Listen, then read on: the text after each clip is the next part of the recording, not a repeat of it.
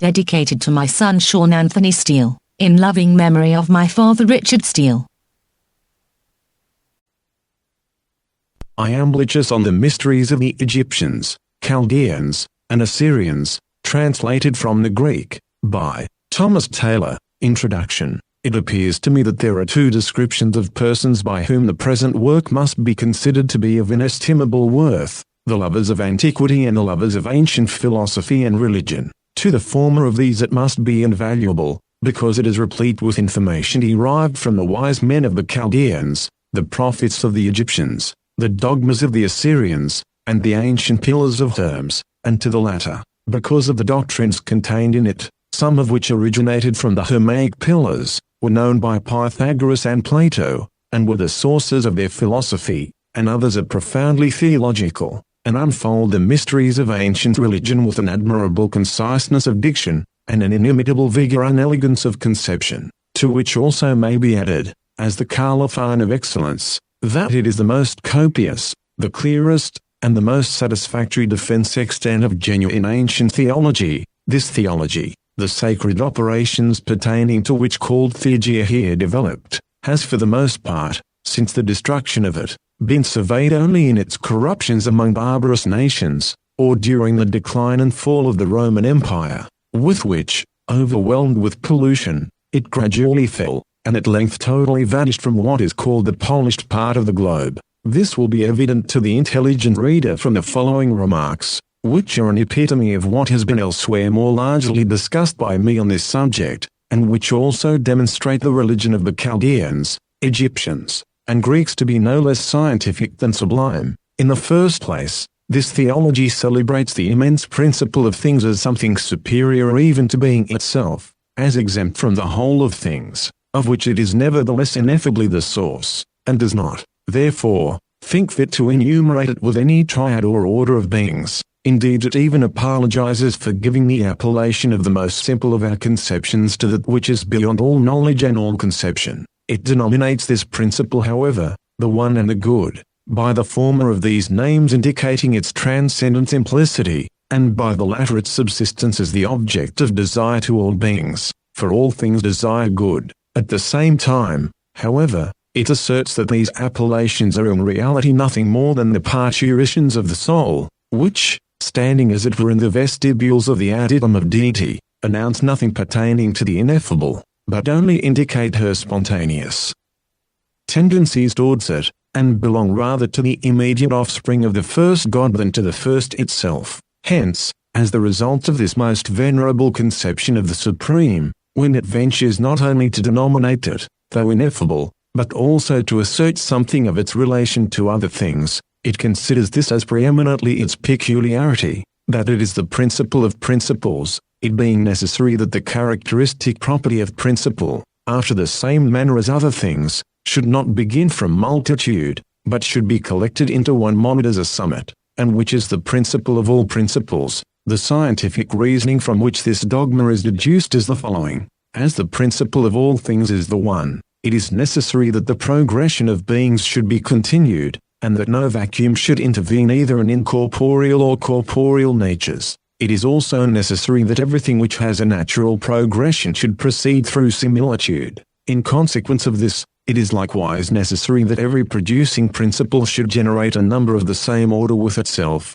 viz. Nature, a natural number; soul, one that is psychical, that is belonging to soul; and intellect, an intellectual number. For if whatever possesses a power of generating, generates similars prior to dissimilars, every cause must deliver its own form and characteristic peculiarity to its progeny, and before it generates that which gives subsistence to progressions, far distant and separate from its nature, it must constitute things proximate to itself according to essence, and conjoin with it through similitude. It is, therefore, necessary from these premises, since there is one unity, the principle of the universe, that this unity should produce from itself, prior to everything else, a multitude of natures characterized by unity, and a number the most of all things allied to its cause, and these natures are no other than the gods. According to this theology, therefore, from the immense principle of principles, in which all things causally subsist,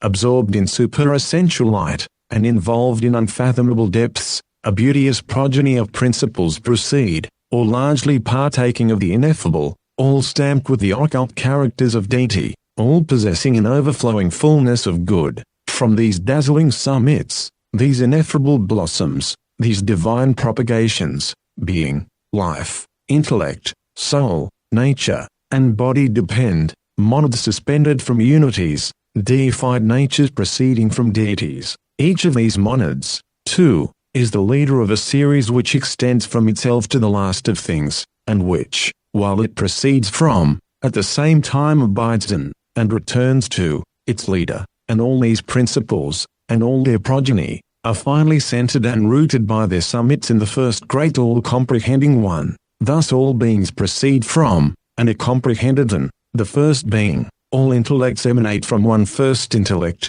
all souls from one first soul, all natures blossom from one first nature, and all bodies proceed from the vital and luminous body of the world. And, lastly, all these great monads are comprehended in the first one, from which both they and all their depending series are unfolded into light. Hence this first one is truly the unity of unities, the monad of monads, the principle of principles, the God of gods, one in all things, and yet one prior to all. No objections of any weight, no arguments but such as are sophistical, can be urged against this most sublime theory, which is so congenial to the unperverted conceptions of the human mind, that it can only be treated with ridicule and contempt in degraded, barren, and barbarous ages. Ignorance and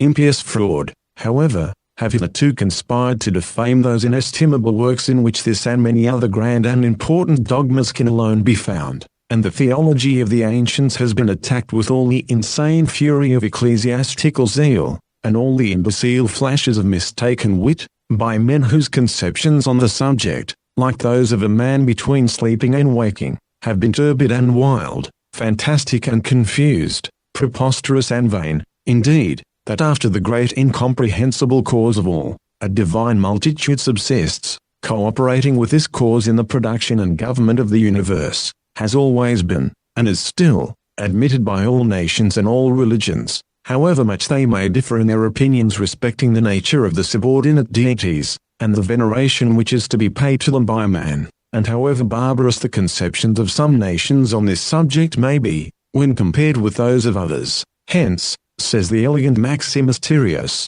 you will see one according law and assertion in all the earth, that there is one God, the King and Father of all things, and many gods, sons of God, ruling together with him. This the Greek says, and the barbarian says, the inhabitant of the continent, and he who dwells near the sea, the wise and the unwise. And if you proceed as far as to the utmost shores of the ocean, there also there are gods, rising very near to some, and setting very near to others. The deification, however, of dead men, and the worshipping men as gods, form no part of this theology, when it is considered according to its genuine purity. Numerous instances of the truth of this might be adduced, but I shall mention for this purpose, as unexceptionable witnesses, the writings of Plato, the golden Pythagorean verses, and the treatise of Plutarch on Isis and Osiris. All the works of Plato, indeed, evince the truth of this position, but this is particularly manifest from his laws.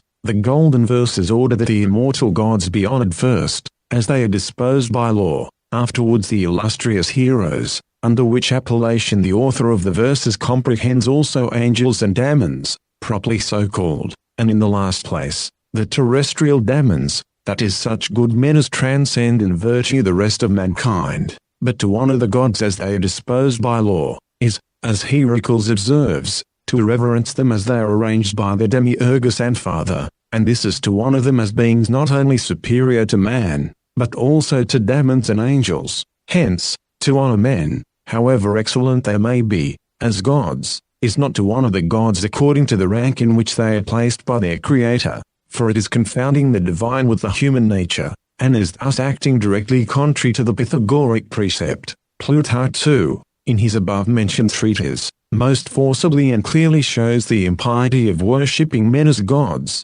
So great an apprehension indeed, says Dr. Stillingfleet, had the heathens of the necessity of appropriate acts of divine worship, that some of them have chosen to die, rather than to give them to what they did not believe to be God. We have a remarkable story to this purpose in Arian and Curtius concerning Chaldeans. Alexander arriving at that degree of vanity as to desire to have divine worship given him, and the matter being started out of design among the courtiers, either by Anaxarchus, as Arian, or Cleo the Sicilian, as Curtius says, and the way of doing it proposed, viz. By incense and prostration, Chaldeans vehemently opposed it, as that which would confound the difference of human and divine worship, which had been preserved inviolable among them. The worship of the gods had been kept up in temples, with altars, and images, and sacrifices, and hymns, and prostrations, and such like, but it is by no means fitting, says he, for us to confound these things, either by lifting up men to the honors of the gods, or depressing the gods to the honors of men. For if Alexander would not suffer any man to usurp his royal dignity by the votes of men, how much more justly may the gods disdain for any man to take their honors to himself? And it appears by Plutarch, that the Greeks thought it a mean and base thing for any of them, when sent on any embassy to the kings of Persia, to prostrate themselves before them, because this was only allowed among them in divine adoration. Therefore, says he, when Pelopidas and Ismenias were sent to Artaxerxes, Pelopidas did nothing unworthy, but Ismenias let fall his ring to the ground, and stooping for that, was thought to make his adoration, which was altogether as good a shift as the Jesuits advising the crucifix to be held in the mandarins' hands while they made their adorations in the heathen temples in China. Conon 9 also refused to make his adoration, as a disgrace to his city, and Isocrates accuses the Persians for doing it, because herein they show that they despise the gods rather than men, by prostituting their honors to their princes. Herodotus mentions Sperches and Bulis, who could not with the greatest violence be brought to give adoration to Xerxes, because it was against the law of their country to give divine honor to men. And Valerius Maximus says, the Athenians put Timagoras to death for doing it, so strong an apprehension had possessed them, that the manner of worship which they used to their gods, should be preserved sacred and inviolable. The philosopher Sallust also, in his treatise on the gods and the world, says, it is not unreasonable to suppose that impiety is a species of punishment, and that those who have had a knowledge of the gods, and yet despise them, will in another life be deprived of this knowledge, and it is requisite to make the punishment of those who have honored their kings as gods to consist in being expelled from the gods, when the ineffable transcendency of the first god, which was considered as the grand principle in the heathen religion by the best theologists of all nations, and particularly by its most illustrious promulgators, Orpheus, Pythagoras, and Plato, was forgotten. This oblivion was doubtless the principal cause of dead men being deified by the pagans. Had they properly directed their attention to this transcendency, they would have perceived it to be so immense as to surpass eternity, infinity, self-subsistence, and even essence itself, and that these in reality belong to those venerable natures which are, as it were, first unfolded into light from the unfathomable depths of the truly mystic unknown, about which all knowledge is refunded into ignorance. For, as Simplicius justly observes, it is requisite that he who ascends to the principle of things should investigate whether it is possible there can be anything better than the supposed principle, and if something more excellent is found, the same inquiry should again be made respecting that, till we arrive at the highest conceptions, than which we have no longer any more venerable, nor should we stop in our ascent till we find this to be the case, for there is no occasion to fear that our progression will be through an unsubstantial void, by conceiving something about the first principles which is greater and more transcendent than their nature, for it is not possible for our conceptions to take such a mighty leap as to equal, and much less to pass beyond, the dignity of the first principles of things. He adds, this, therefore, is one and the best extension, of the soul, to, the highest, God, and is, as much as possible, irreprehensible, viz. To know firmly, that by ascribing to him the most venerable excellences we can conceive, and the most holy and primary names and things, we ascribe nothing to him which is suitable to his dignity. It is sufficient, however, to procure our pardon, for the attempt, that we can attribute to him nothing superior,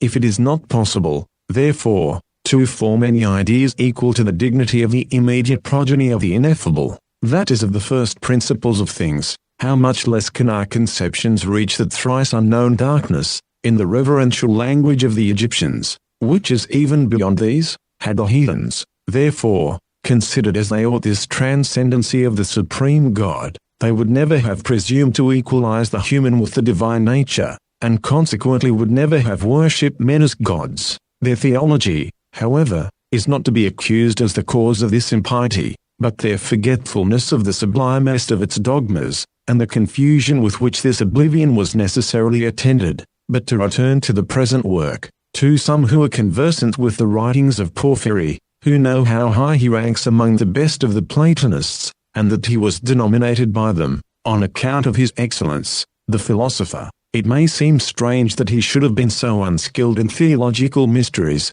and so ignorant of the characteristics of the being superior to man, as by his epistle to Anebo he may appear to have been. That he was not, however, in reality thus unskillful and ignorant, is evident from his admirable treatise on abstinence from animal food, and his auxiliaries to intelligibles. His apparent ignorance, therefore, must have been assumed for the purpose of obtaining a more perfect and copious solution of the doubts proposed in his epistle, than he would otherwise have received. But at the same time that this is admitted, it must also be observed, that he was inferior to Iamblichus in theological science, who so greatly excelled in knowledge of this kind, that he was not surpassed by any one, and was equalled by few. Hence he was denominated by all succeeding Platonists the divine, in the same manner as Plato, to whom, as the acute Emperor Julian remarks, he was posterior in time only, but not in genius. The difficulties attending the translation of this work into English are necessarily great, not only from its sublimity and novelty, but also from the defects of the original. I have, however, endeavored to make the translation as faithful and complete as possible, and have occasionally availed myself of the annotations of Gale, not being able to do so continually, because for the most part, where philosophy is concerned, he shows himself to be an inaccurate, impertinent, and garrulous smatterer. The Epistle of Porphyry, to the Egyptian Anebo.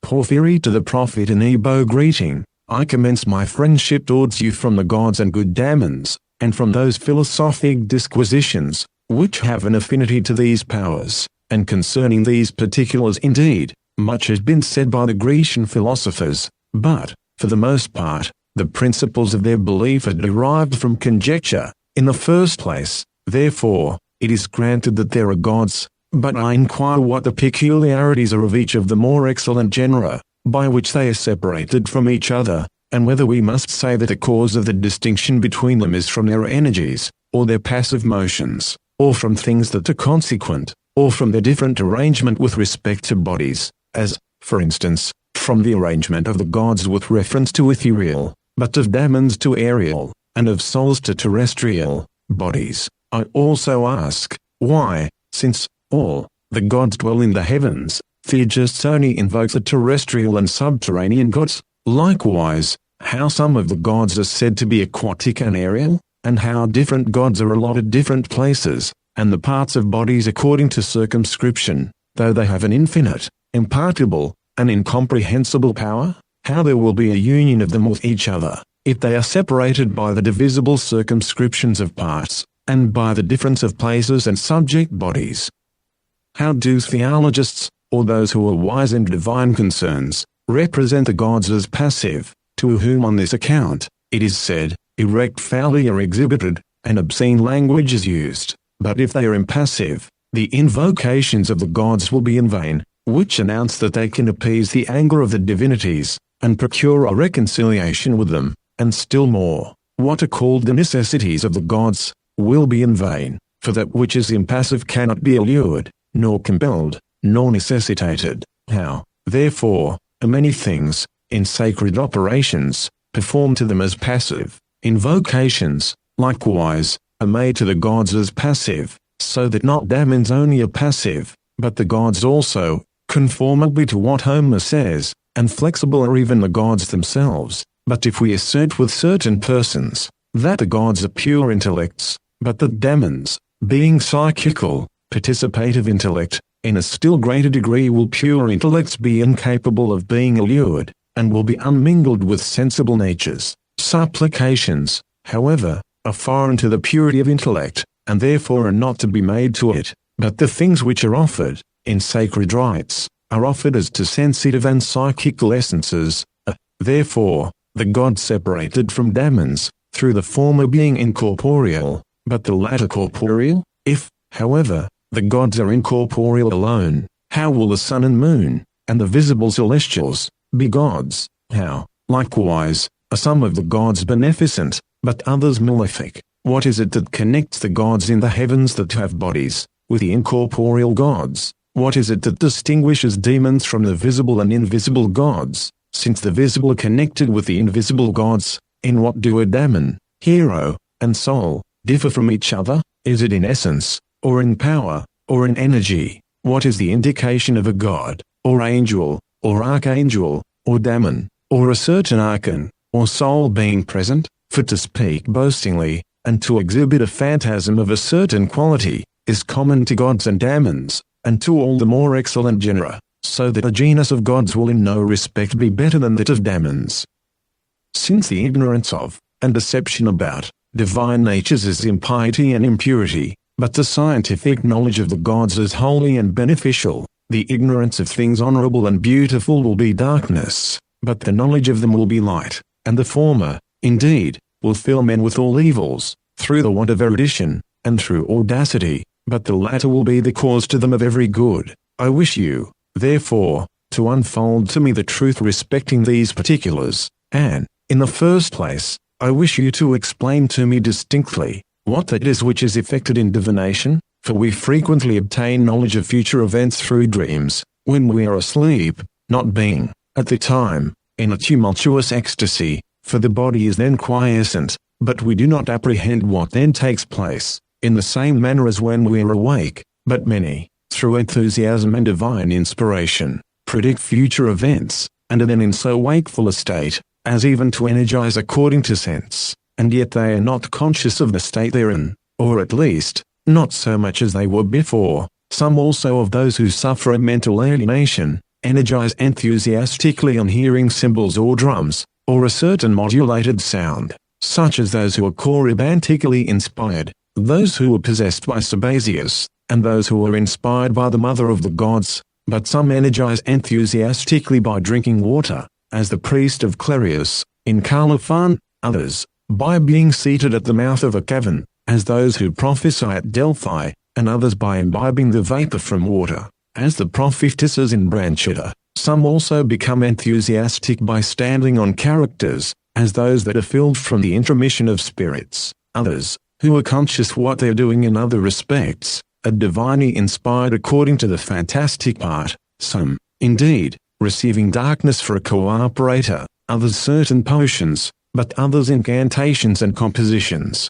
and some energize, according to the imagination, through water, others in a wall, others in the open air, and others in the sun, or in some other of the celestial bodies. Some also establish the art of the investigation of futurity through the viscera, through birds, and through the stars. I likewise ask concerning the mode of divination, what it is, and what the quality by which it is distinguished. All diviners, indeed, assert that they obtain a foreknowledge of future events through gods or demons, and that it is not possible for any others to know that which is future, than those who are the lords of futurity. I doubt, therefore, whether divinity is so far subservient to men, as not to be averse to some becoming diviners from meal, but, concerning the causes of divination, it is dubious whether a god, an angel, or a demon, or some other power, is present in manifestations, or divinations, or certain other sacred energies, as is the case with those powers that are drawn down through you,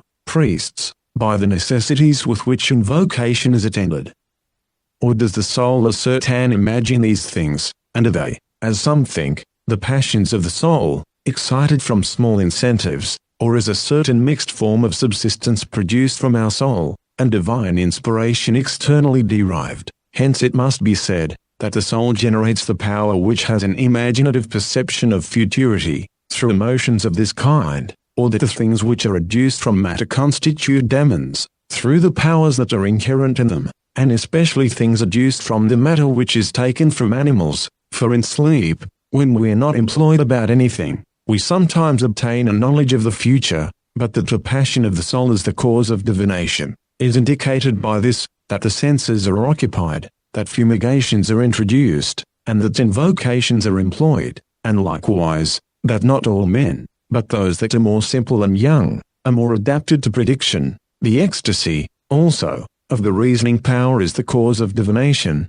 as is likewise the mania which happens in diseases, or mental aberration, or a sober and vigilant condition, or suffusions of the body, or the imaginations excited by diseases, or an ambiguous state of mind, such as that which takes place between a sober condition and ecstasy, or the imaginations artificially procured by enchantment, nature, likewise, art, and the sympathy of things in the universe, as if they were the parts of one animal, contain pre-manifestations of certain things with reference to each other, and bodies are so prepared, that there is a presignification of some by others, which is clearly indicated by the works performed in predicting what is future. For those who invoke the divinities for this purpose, have about them stones and herbs, bind certain sacred bonds, which they also dissolve, open places that are shut, and change the deliberate intentions of the recipients, so as from being depraved to render them worthy, though they were before depraved. Nor are the artificers of efficacious images to be despised, for they observe the motion of the celestial bodies, and can tell from the concurrence of what star with a certain star or stars, predictions will be true or false, and also whether the things that are performed will be inanities, or significant and efficacious, though no divinity or daemon is drawn down by these images.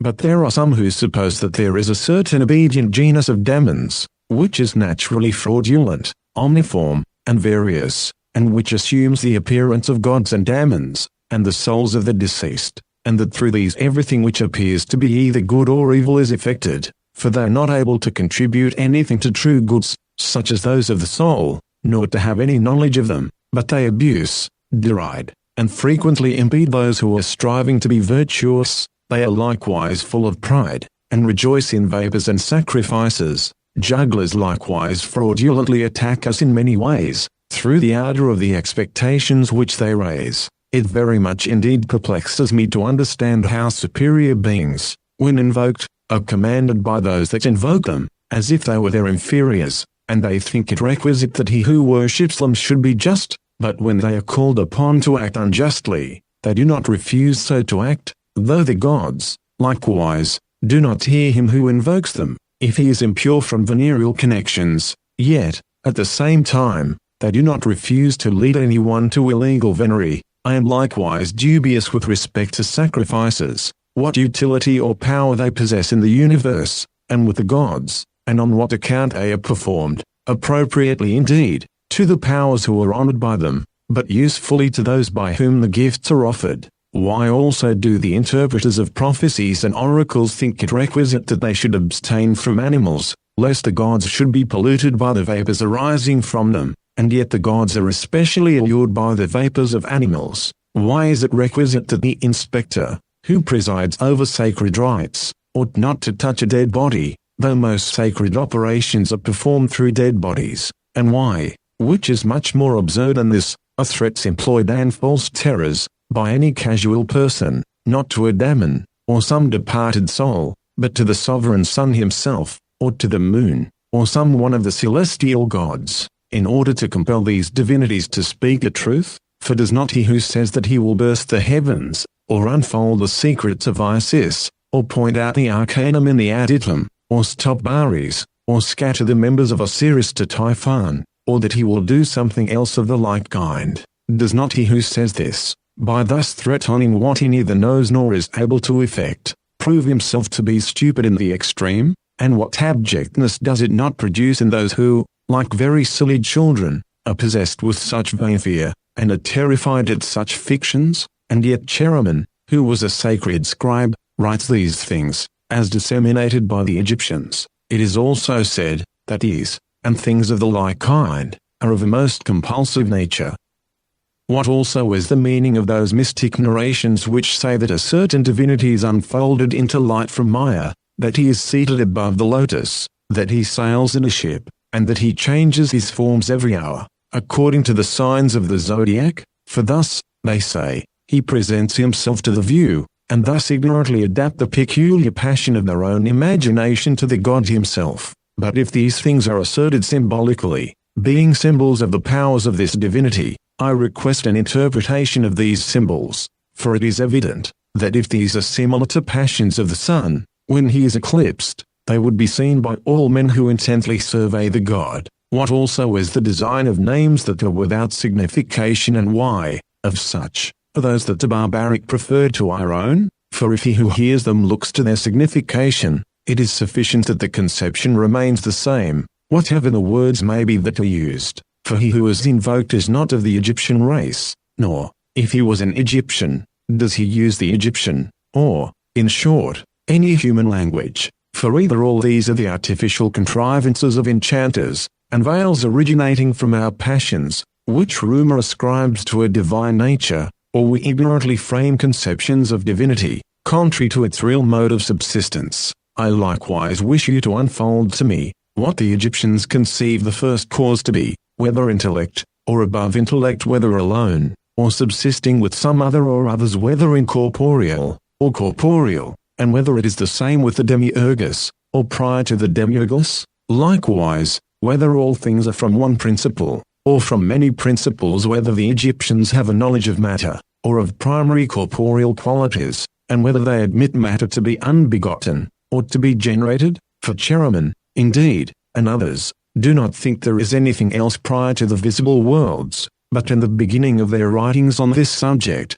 admit the existence of the gods of the Egyptians, but of no others, except what are called the planets, the gods that give completion to the zodiac, and such as rise together with these, and likewise, the sections into decans, and the horoscopes. They also admit the existence of what are called the powerful leaders, whose names are to be found in the calendars, together with their ministrant officers, their risings and settings, and their significations of future events. For Cherubim saw that what those who say that the sun is the demiurgus, and likewise what is asserted concerning Osiris and Isis, and all the sacred fables, may be resolved into the stars and the phases, occultations and risings of these, or into the increments or decrements of the moon, or into the course of the sun, or the nocturnal and diurnal hemisphere, or into the river, Nile, and, in short, the Egyptians resolve all things into physical, and nothing into incorporeal and living essences. Most of them likewise suspend that which is in our power from the motion of the stars, and bind all things, though I know not how, with the indissoluble bonds of necessity, which they call fate. They also connect fate with the gods, whom, nevertheless, they worship in temples and statues, and other things, as the only dissolvers of fate. Concerning the peculiar daemon, it must be inquired how he is imparted by the Lord of the geniture, and according to what kind of efflux, or life, or power, he descends from him to us, and also, whether he exists, or does not exist, and whether the invention of the Lord of the geniture is impossible, or possible. For if it is possible, he is happy, who having learned the scheme of his nativity, and knowing his proper daemon, becomes liberated from fate. The canons, also, of genethliology, or prediction from the natal day, are innumerable and incomprehensible, and the knowledge of this mathematical science cannot be obtained, for there is much dissonance concerning it, and Cherubim and many others have written against it. But the discovery of the Lord, or lords, of the geniture, if there are more than one in a nativity, is nearly granted by astrologers themselves to be unattainable, and yet they say that on this the knowledge of the proper daemon depends. Farther still, I wish to know whether the peculiar daemon rules over some one of the parts in us, for it appears to certain persons, that daemons preside over the parts of our body, so that one is the guardian of health, another of the form of the body, and another of the corporeal habits, and that there is one daemon who presides in common over all these, and again, that one daemon presides over the body, another over the soul, and another over the intellect, and that some of them are good, but others bad. I am also dubious whether this daemon is not a certain part of the soul, such, for instance, as the intellectual part, and if so, he will be happy who has a wise intellect. I see likewise, that there is a twofold worship of the peculiar daemon, the one being the worship as of two, but the other as of three, by all men. However, the damned is called upon by a common invocation, I farther ask, whether there is a certain other latent weight of felicity, separate from the gods, and I am dubious whether it is requisite to look to human opinions in divine divination and theurgy, and whether the soul does not devise great things from casual circumstances. Moreover, there are certain other methods which are conversant with the prediction of future events, and, perhaps, those who possess divine divination, foresee indeed what will happen, yet are not on this account happy, for they foresee future events,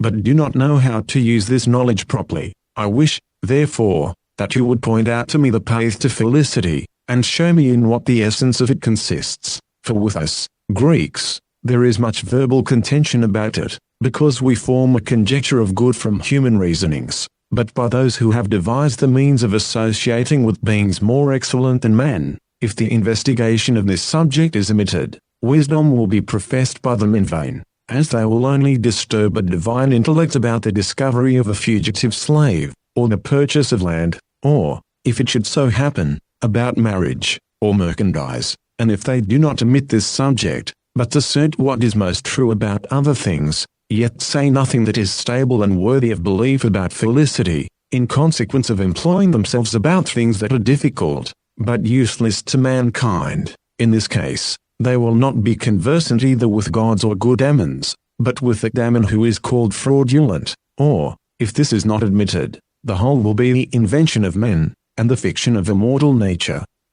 Iamblichus On the Mysteries, etc., the answer of the preceptor Abammon, to the Epistle of Porphyry to Anebo, and a solution of the doubts contained in it, section I, chapter 1, Hermes, the god who presides over language, was formerly very properly considered as common to all priests, and the power who presides over the true science concerning the gods is one and the same in the whole of things. Hence our ancestors dedicated the inventions of their wisdom to this deity, inscribing all their own writings with the name of Hermes. If, therefore, we participate of a portion of this god, adapted and commensurate to our powers, you do well to propose your theological doubts to the priests, as friends, and to make these doubts known to them. I also very properly conceiving that the epistle sent to my disciple Anebo was written to me, shall give you a true answer to your inquiries, for it would not be becoming, that Pythagoras and Plato,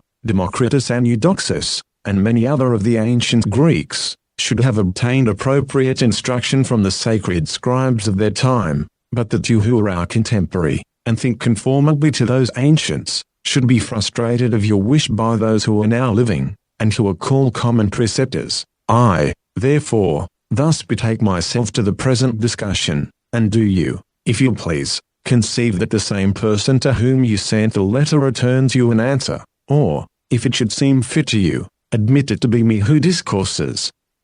with you in writing, or some other prophet of the Egyptians, for this is of no consequence, or, which I think is still better, dismiss the consideration whether the speaker is an inferior or a superior character, but direct your attention to what is said, so as readily to excite your mind to survey whether what is asserted is true or false. In the first place, therefore, we shall divide the genera of the proposed problems, in order that we may know the quantity and quality of them, and, in the next place, we shall show from what theologies the doubts are assumed, and according to what sciences they are investigated. For some things that are badly confused, require a certain distinction, others are conversant with the cause through which they subsist, and are apprehended, others, which we propose according to a certain contrariety, draw our decision on both sides, and some things require from us the whole development of mystic doctrines. Such, therefore, being the nature of the subjects of discussion, they are assumed from many places, and from different sciences. For some things introduce animadversions from what the wise men of the Chaldeans have delivered, others produce objections from what the prophets of the Egyptians teach, and there are some that, adhering to the theory of philosophers, make inquiries conformably to them. There are now likewise some, that from other opinions, which do not deserve to be mentioned, elicite a certain dubitation, and others originate from the common conceptions of mankind. These things, therefore, are of themselves variously disposed, and are multiformly connected with each other. Hence, through all these causes, a certain discussion is requisite for the management of them in a becoming manner. Chapter 2. We shall, therefore, deliver to you the peculiar dogmas of the Assyrians, and also clearly develop to you our own opinions, collecting some things from the infinite writings of the ancients, but others from those particulars which were comprehended by the ancients in one treatise, and pertain to the whole knowledge of divine natures. If also you should propose any philosophic inquiry, we shall discuss it for you, according to the ancient pillars of terms, which Plato and Pythagoras knew before, and from thence constituted their philosophy. But such things as exhibit foreign inquiries, or which are contradictory and contentious, we shall assist mildly and aptly, or we shall demonstrate their absurdity. Such, likewise, as proceed conformably to common conceptions, we shall endeavor to discuss in the way perfectly known and clear, and things, indeed, which require the experience of divine operations to an accurate knowledge of them, we shall explain, as far as this is possible to be effected by words alone, but such as are full of intellectual theory, we shall develop with a view to the purification of the soul. But indications of this theory worthy of notice may be mentioned, by which it is possible for you, and those who resemble you, to be conducted by intellect to the essence of real beings, and with respect to such things as become known by reasoning process, we shall leave no one of these without a perfect demonstration, but in all things we shall give to each that which is appropriate, and such questions, indeed, as are theological, we shall answer theologically, such as are theurgic, theologically, but such as are philosophical, we shall, in conjunction with you, philosophically explore. Of these, also, such as extend to first causes, we shall unfold into light, by following them conformably to first principles, but such as pertain to morals, or to ends, we shall fitly discuss, according to the ethical mode, and, in a similar manner, we shall examine other things methodically and appropriately. Let us, therefore, now betake ourselves to your inquiries. Chapter 3. In the first place, therefore, you say, it must be granted that there are gods. Thus to speak, however, is not right on this subject, for an innate knowledge of the gods is coexistent with our very essence, and this knowledge is superior to all judgment and deliberate choice, and subsists prior to reason and demonstration. It is also counited from the beginning with its proper cause, and is consubsistent with the essential tendency of the soul to the good. If, indeed, it be requisite to speak the truth, the contact with divinity is not knowledge, for knowledge is in a certain respect separated from its object by alieness, but prior to the knowledge, which as one thing knows another, is the uniform connection with divinity, and which is suspended from the gods, is spontaneous and inseparable from them.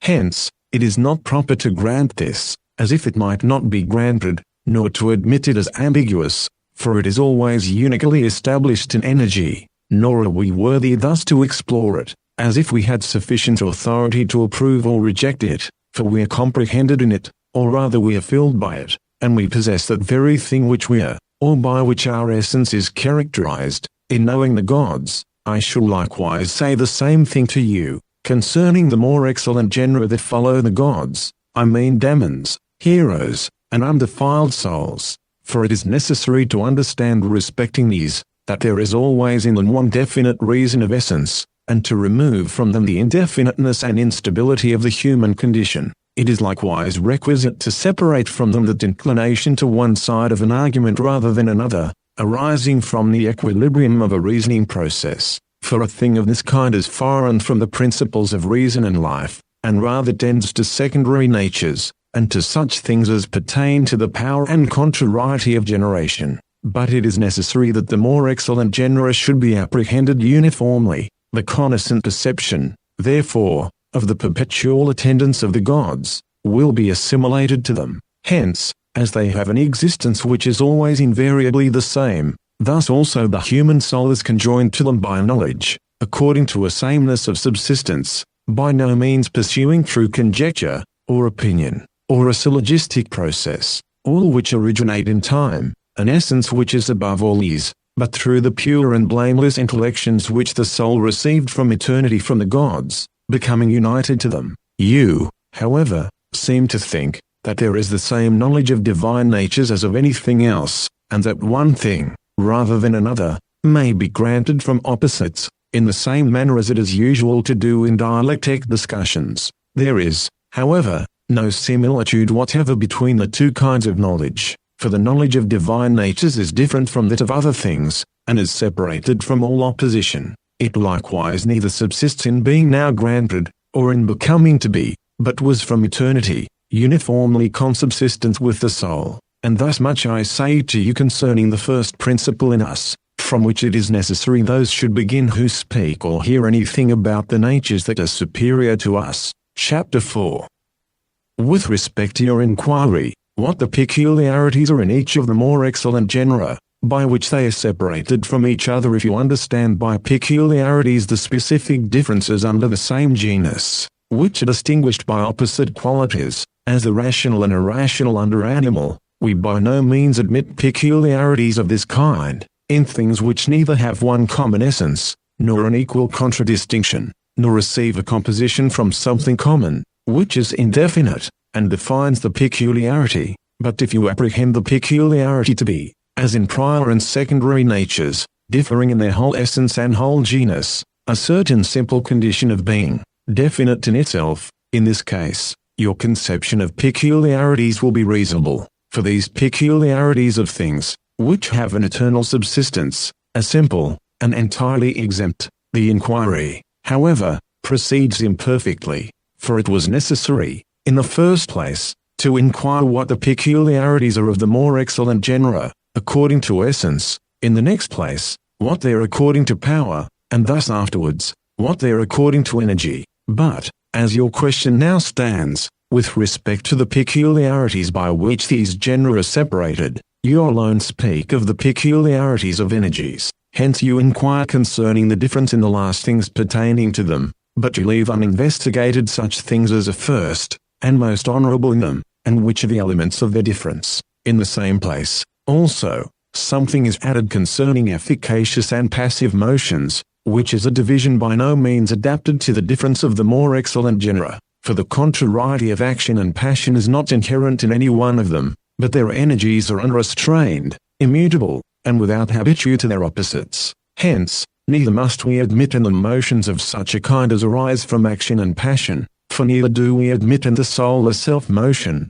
which consists of the mover and that which is moved, but we conceive that it is a certain simple essential motion, subsisting from itself, and not possessing a habitude to another thing, and exempt from acting on, and suffering from, itself, who, therefore, can endure that the peculiarities of the genera superior to the soul, should be distinguished according to active or passive motions, that also which is added by you, or of accidents, is foreign from these genera, for in composites, and things which exist together with, or in others, or are comprehended by others, some things are conceived to be precedaneous, but others consequent, and some as essences, but others, as afterwards acceding to essences, for there is a certain arrangement of them, an incongruity and interval intervenes. But, in the more excellent genera, all things must be conceived in merely existing, and wholes have a precedaneous subsistence, as separate by themselves, and have not their hypostasis from,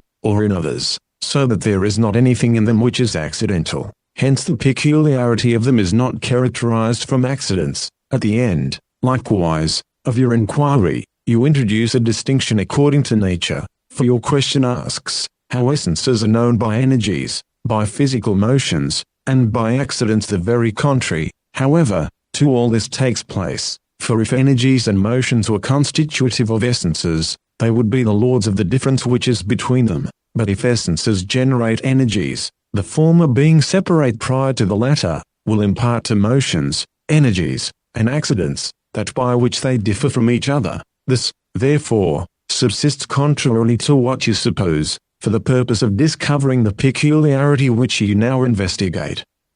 In short, whether you think that there is one genus of the gods, one of demons, and in a similar manner of heroes, and souls essentially incorporeal, or whether you admit that these are severally many, you inquire what the difference of them is according to peculiarities. For if you apprehend that each of these is one, and the same genus, the whole arrangement of scientific theology is confounded. But if, as truth requires, you admit that they are generically distinguished, and that there is not in them one common essential definition, but that those of them which are prior, are exempt from those that are inferior. It is not possible to discover their common boundaries, and even if this were possible, this very thing would destroy their peculiarities. In this way, therefore, the object of investigation cannot be found. However, he who directs his attention to the analogous sameness which exists in superior natures, as, for instance, in the many genera of the gods, and again in demons and heroes, and, in the last place, in souls, will be able to define their peculiarities. Hence through this, it is demonstrated by us what the rectitude is of the present inquiry, and what its accurate distinction, and also in what manner it is impossible, and in what manner it is possible, for it to subsist. Chapter 5. In the next place, let us direct our attention to the solution of your inquiries. There is, therefore, the good itself which is beyond essence, and there is the good which subsists according to essence, I mean the essence which is most ancient and most honorable, and by itself incorporeal, and this is the illustrious peculiarity of the gods, which exists in all the genera that subsist about them, preserving their appropriate distribution and order, and not being divulged from it, and at the same time being inherent with invariable sameness in all the gods, and their perpetual attendants, in souls, however, which rule over bodies, and precedentiously pay attention to them, and which, prior to generation, have by themselves a perpetual arrangement. Essential good is not present, nor the cause of good, which is prior to essence, but to these a certain participation and habit, proceeding from essential good, accedes, just as we see that the participation of beauty and virtue is very different, in these souls, from that which we behold in men, for the latter is ambiguous, and accedes to composite natures as something adventitious, but the former has an immutable and never-failing establishment in souls, and neither itself ever departs from itself, nor can be taken away by anything else. Such, therefore, being the beginning and end in the divine genera, conceived two media between these extreme boundaries, viz. The order of heroes, which has an arrangement more elevated than that of souls, in power and virtue, in beauty and magnitude, and in all the goods which subsist about souls, and which, though it entirely transcends the psychical order, yet, at the same time, is proximately conjoined to it, through the alliance of a similar formed life. But the other medium, which is suspended from the gods, though it is far inferior to them, is that of demons, which is not of a primarily operative nature, but is subservient to, and follows the beneficent will of the gods. It likewise unfolds into energy the invisible good of the gods, being itself assimilated to it, and gives completion to its fabrications conformably to it, for it renders that which is ineffable in the good of the gods effable, it illuminates that which is formless in forms, and produces into visible reasons, or productive forms, that which in divine good is above all reason, receiving also a connascent participation of things beautiful, it imparts and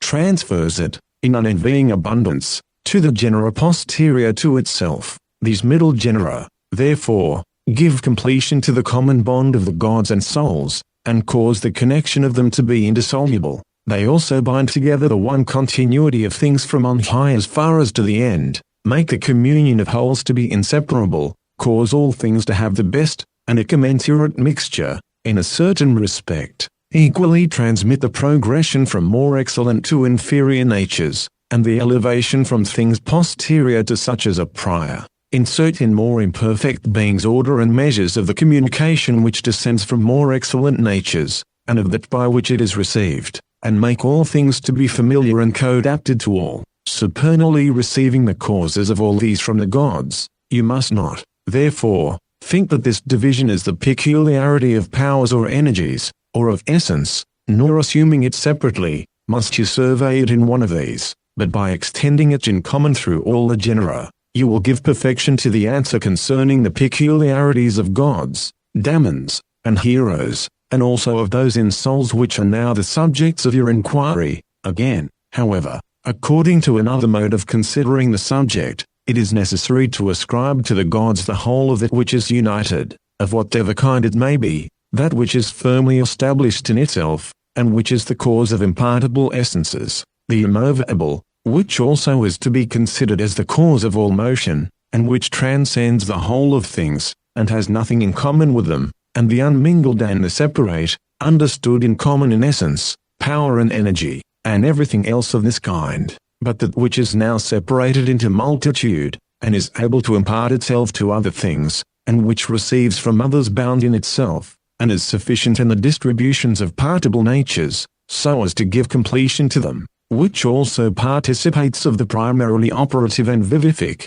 having communion with all real ungenerated beings, receives a commixture from all things, imparts a contemperation to all things from itself, and extends these peculiarities through all the powers, essences, and energies, in itself. All this we shall truly ascribe to souls, by asserting that it is naturally implanted in them. Chapter 6. What, therefore, shall we say concerning the media? I think, indeed, that from what has been before said, they will be manifest to every one, for these give completion to the indivisible connection of the extremes. Nevertheless, it is necessary to be more explicit. I consider, therefore, the demoniacal tribe to be multiplied, but, unitedly, to be commingled, but in an unmingled manner, and to comprehend all other things of a subordinate nature, according to the idea of that which is more excellent. But again, the tribe of heroes supernally presides over a more obvious division and multitude,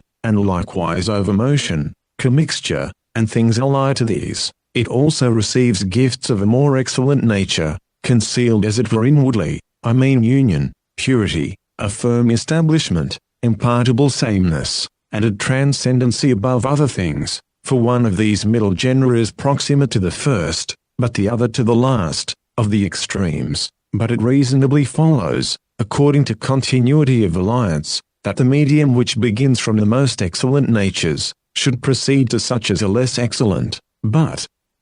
that the medium which primarily produces a contact with the last of things, should also in a certain respect communicate with the natures that transcend it. From these media, also, the completion may be seen of the first and last genera, and this entirely connascent, in a similar manner, in existence, in power, and in energy, as we have, therefore, in these two ways, perfectly completed the division of the four genera. We shall deem it sufficient in the others, to exhibit the extreme peculiarities alone, for the sake of conciseness, and because what remains, that is the comprehension of the media, is in a certain respect evident, but the media themselves, as being known from the extremes, we shall omit, making a definition of the extremes in the shortest way, as follows. Chapter 7, of the extremes. Therefore, one is supreme, transcendent, and perfect, but the other is last in dignity, deficient, and more imperfect,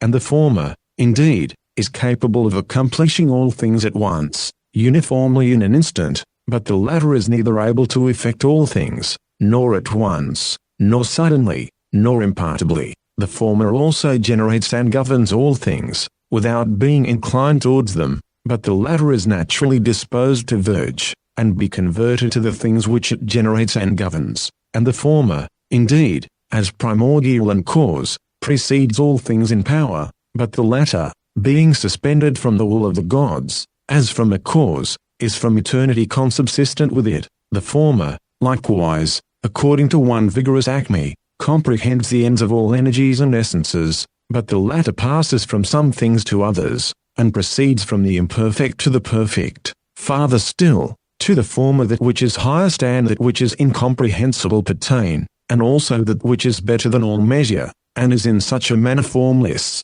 as not to be circumscribed by any form, but the latter is vanquished by inclination, habitude, and propensity, and is detained by appetites directed to that which is less excellent, and by familiarity with secondary natures. Hence, in the last place, it is formalized by all various measures derived from them. Intellect, therefore, which is the leader and king of all beings, and which is the demiurgic art of the universe, is always present with the gods with invariable sameness, perfectly, and without indigence, being purely established in itself, according to one energy, but so participates of a partible and multiform intellect, having its attention directed to the government of the whole. It also providentially attends to inanimate natures, becoming at different times ingenerated in different forms, from the same causes. Therefore, order and beauty itself are consubsistent with the more excellent genera, or, if someone had rather admit it,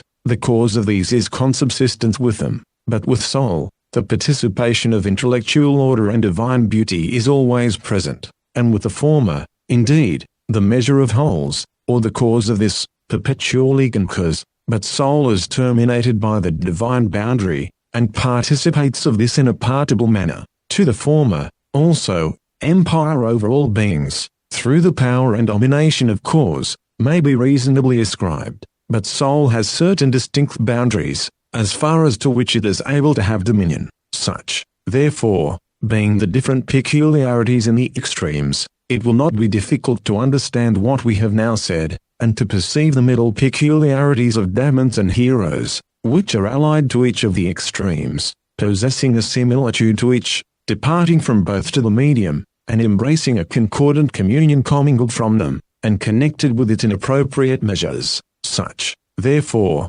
must be conceived to be the peculiarities of the first divine genera. Chapter 8. But neither must we admit the cause of the distinction of these genera which you subjoin, viz. That it is an arrangement with reference to different bodies, as, for instance, of gods to ethereal bodies, but of demons to aerial bodies, and of souls to such as Eterian. For such an arrangement as this, which resembles that of Socrates to a tribe, when he is a senator, is unworthy of the divine genera, because all of them are essentially unrestrained and free, to which may be added, that it is dreadfully absurd to ascribe to bodies a principal power of giving a specific distinction to the first causes of themselves, for bodies are in servile subjection to these causes, and are ministrant to generation, and farther still, the genera of the more excellent natures are not in bodies, but the former externally rule over the latter, hence they are not changed in conjunction with bodies. Again, they impart from themselves to bodies every such good as they are able to receive, but they themselves receive nothing from bodies, so that neither will they derive from them certain peculiarities. For if they were as the habits of bodies, or as material forms, or were in some other way corporeal formed, it would, perhaps, be possible for them to be changed together with the differences of bodies. But if they are separate from bodies, and essentially pre-exist unmingled with them, what reasonable distinction, produced from bodies, can be transferred to them? To which also may be added, that this assertion of yours makes bodies to be more excellent than the divine genera, since the former afford a seat to superior causes, and insert in them peculiarities essentially. He, therefore, who co-arranges allotments, distributions, and consociations of governors with the governed, will evidently assign a principal authority to more excellent natures. For, because the presiding powers are such, as we have shown them to be, on this account they have such an allotment, and give to it an essential specific distinction, but they are not assimilated to the nature of their receptacles.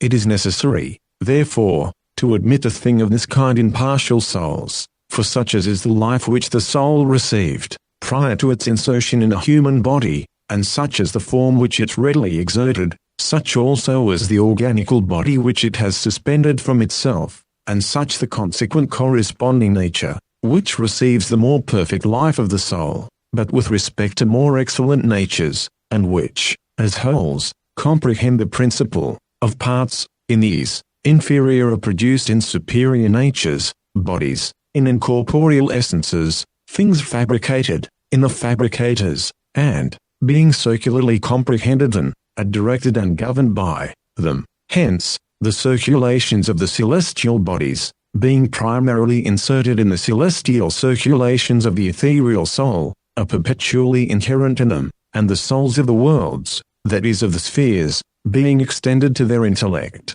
are perfectly comprehended by it, and are primarily generated in it. Intellect, also, both that which is partial and that which is universal, is in a similar manner comprehended in the genera that are more excellent than intellect, since, therefore, second are always converted to first natures, and superior are the leaders of inferior essences, as being the paradigms of them. Hence essence and form accede to subordinate from superior natures, and things posterior are primarily produced in such as are more excellent, so that order and measure are derived from primary to secondary beings, and the latter possess that which they are from the former. But the contrary must not be admitted, viz. that peculiarities emanate from things less excellent to the natures which precede them. Hence, through these things such a corporeal formed division as you introduce, is demonstrated to be false. It is, indeed, especially necessary not to propose anything of this kind, but if this should appear to you to be requisite, yet you must not think that what is false deserves to be discussed, for such a discussion does not exhibit a copiousness of arguments, but he wearies himself in vain, who, proposing things that are false, endeavors afterwards to subvert them, as things that are not true. For how is it possible that an essence, which is of itself incorporeal, and which has nothing in common with the bodies that participate of it, should be distinguished from other things by corporeal qualities? How can that which is not locally present with bodies, be separated by corporeal places? And how can that which is not enclosed by the partible circumscriptions of subjects, be partably detained by the parts of the world? What, also, is that which can prevent the gods from being everywhere, and what can restrain their power from extending as far as to the celestial arch? For to effect this, must be the work of a more powerful cause, which is able to enclose and circumscribe them in certain parts, but truly existing being, and which is essentially incorporeal, is everywhere, wherever it may wish to be, and that which is divine, and which transcends all things, would, if what you say were admitted, be transcended by the perfection of the whole world, and, as a certain part, would be comprehended by it. Hence, it would be inferior to corporeal magnitude. I do not, however, see after what manner these sensible natures could be produced and specifically distinguished, if there was no divine fabrication, and if no participation of divine forms, extended through the whole world. In short, this opinion wholly subverts sacred institutions, and the theurgic communion of the gods with men, since it exterminates from the earth the presence of the more excellent genera, for it says nothing else than that divine dwell remote from earthly natures,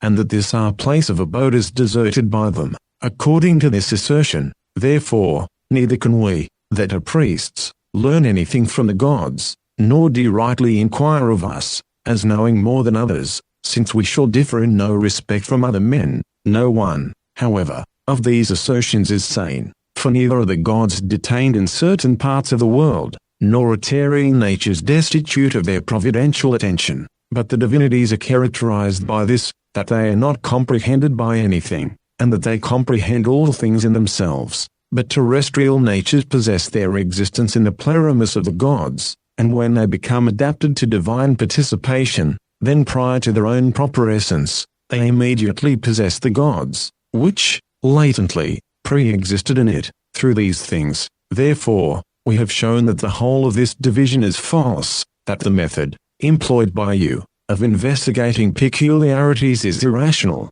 and that to suppose the government of the gods is fixed in a certain place, is by no means to apprehend the whole essence and power which is in them. It would have been proper, therefore, to have omitted the opposite inquiry made by you, about this distribution of more excellent natures, as not contradicting in any respect true conceptions, because, however, it is necessary rather to direct the attention to true science, but not to dispute with men. On this account, we also shall adapt the present inquiry to a certain rational and theological apprehension. Chapter 9. I consider you, therefore, as asking, for it is your inquiry, why, since the gods dwell the heavens alone, there are invocations by the theurgists of terrestrial and subterranean gods, for what you assert in the beginning is not true, that the gods circumvolve in the heavens alone, since all things are full of them. You also inquire, how some of the gods are said to be aerial, and different gods are allotted different places, and circumscribed portions of bodies, though they possess infinite, impartible, and incomprehensible power, and how, likewise, there will be a union of them with each other, as they are separated by divisible circumscriptions of parts, and by difference of places and subject bodies of all these, therefore, and an infinite number of other similar questions. One and the best solution will be obtained by surveying the mode of divine allotment, a divine nature, therefore, whether it is allotted certain parts of the universe, such as heaven or earth,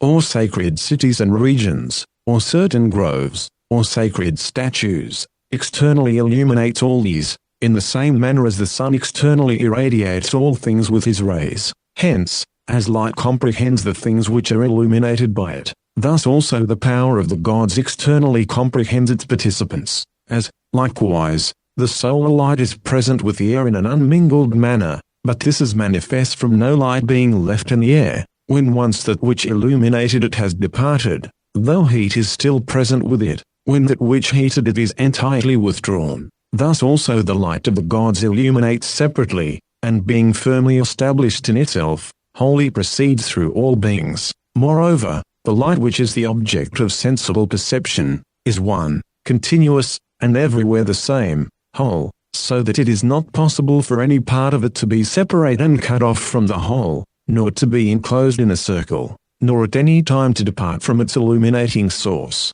After the same manner, therefore, the whole world being partible, is divided about the one and impartible light of the gods, but this light is everywhere one and the same whole, and is impartibly present with all things that are able to participate of it, through an all-perfect power fills all things, and by a certain causal comprehension, encloses and terminates the whole of things in itself, and is everywhere united to itself, and conjoins ends to beginnings. This too, all heaven and the world imitating, revolve with a circular motion, are united to themselves, and lead the elements which are carried round in a circle. Hence the world causes all things to be in each other, and to tend to each other, makes the end of one thing to coalesce with the beginning of another, as, for instance, earth with heaven, and produces one connection and concord of wholes with wholes, will not, therefore, he who surveys this conspicuous statue of the gods, thus united to itself, be ashamed to have a different opinion of the gods,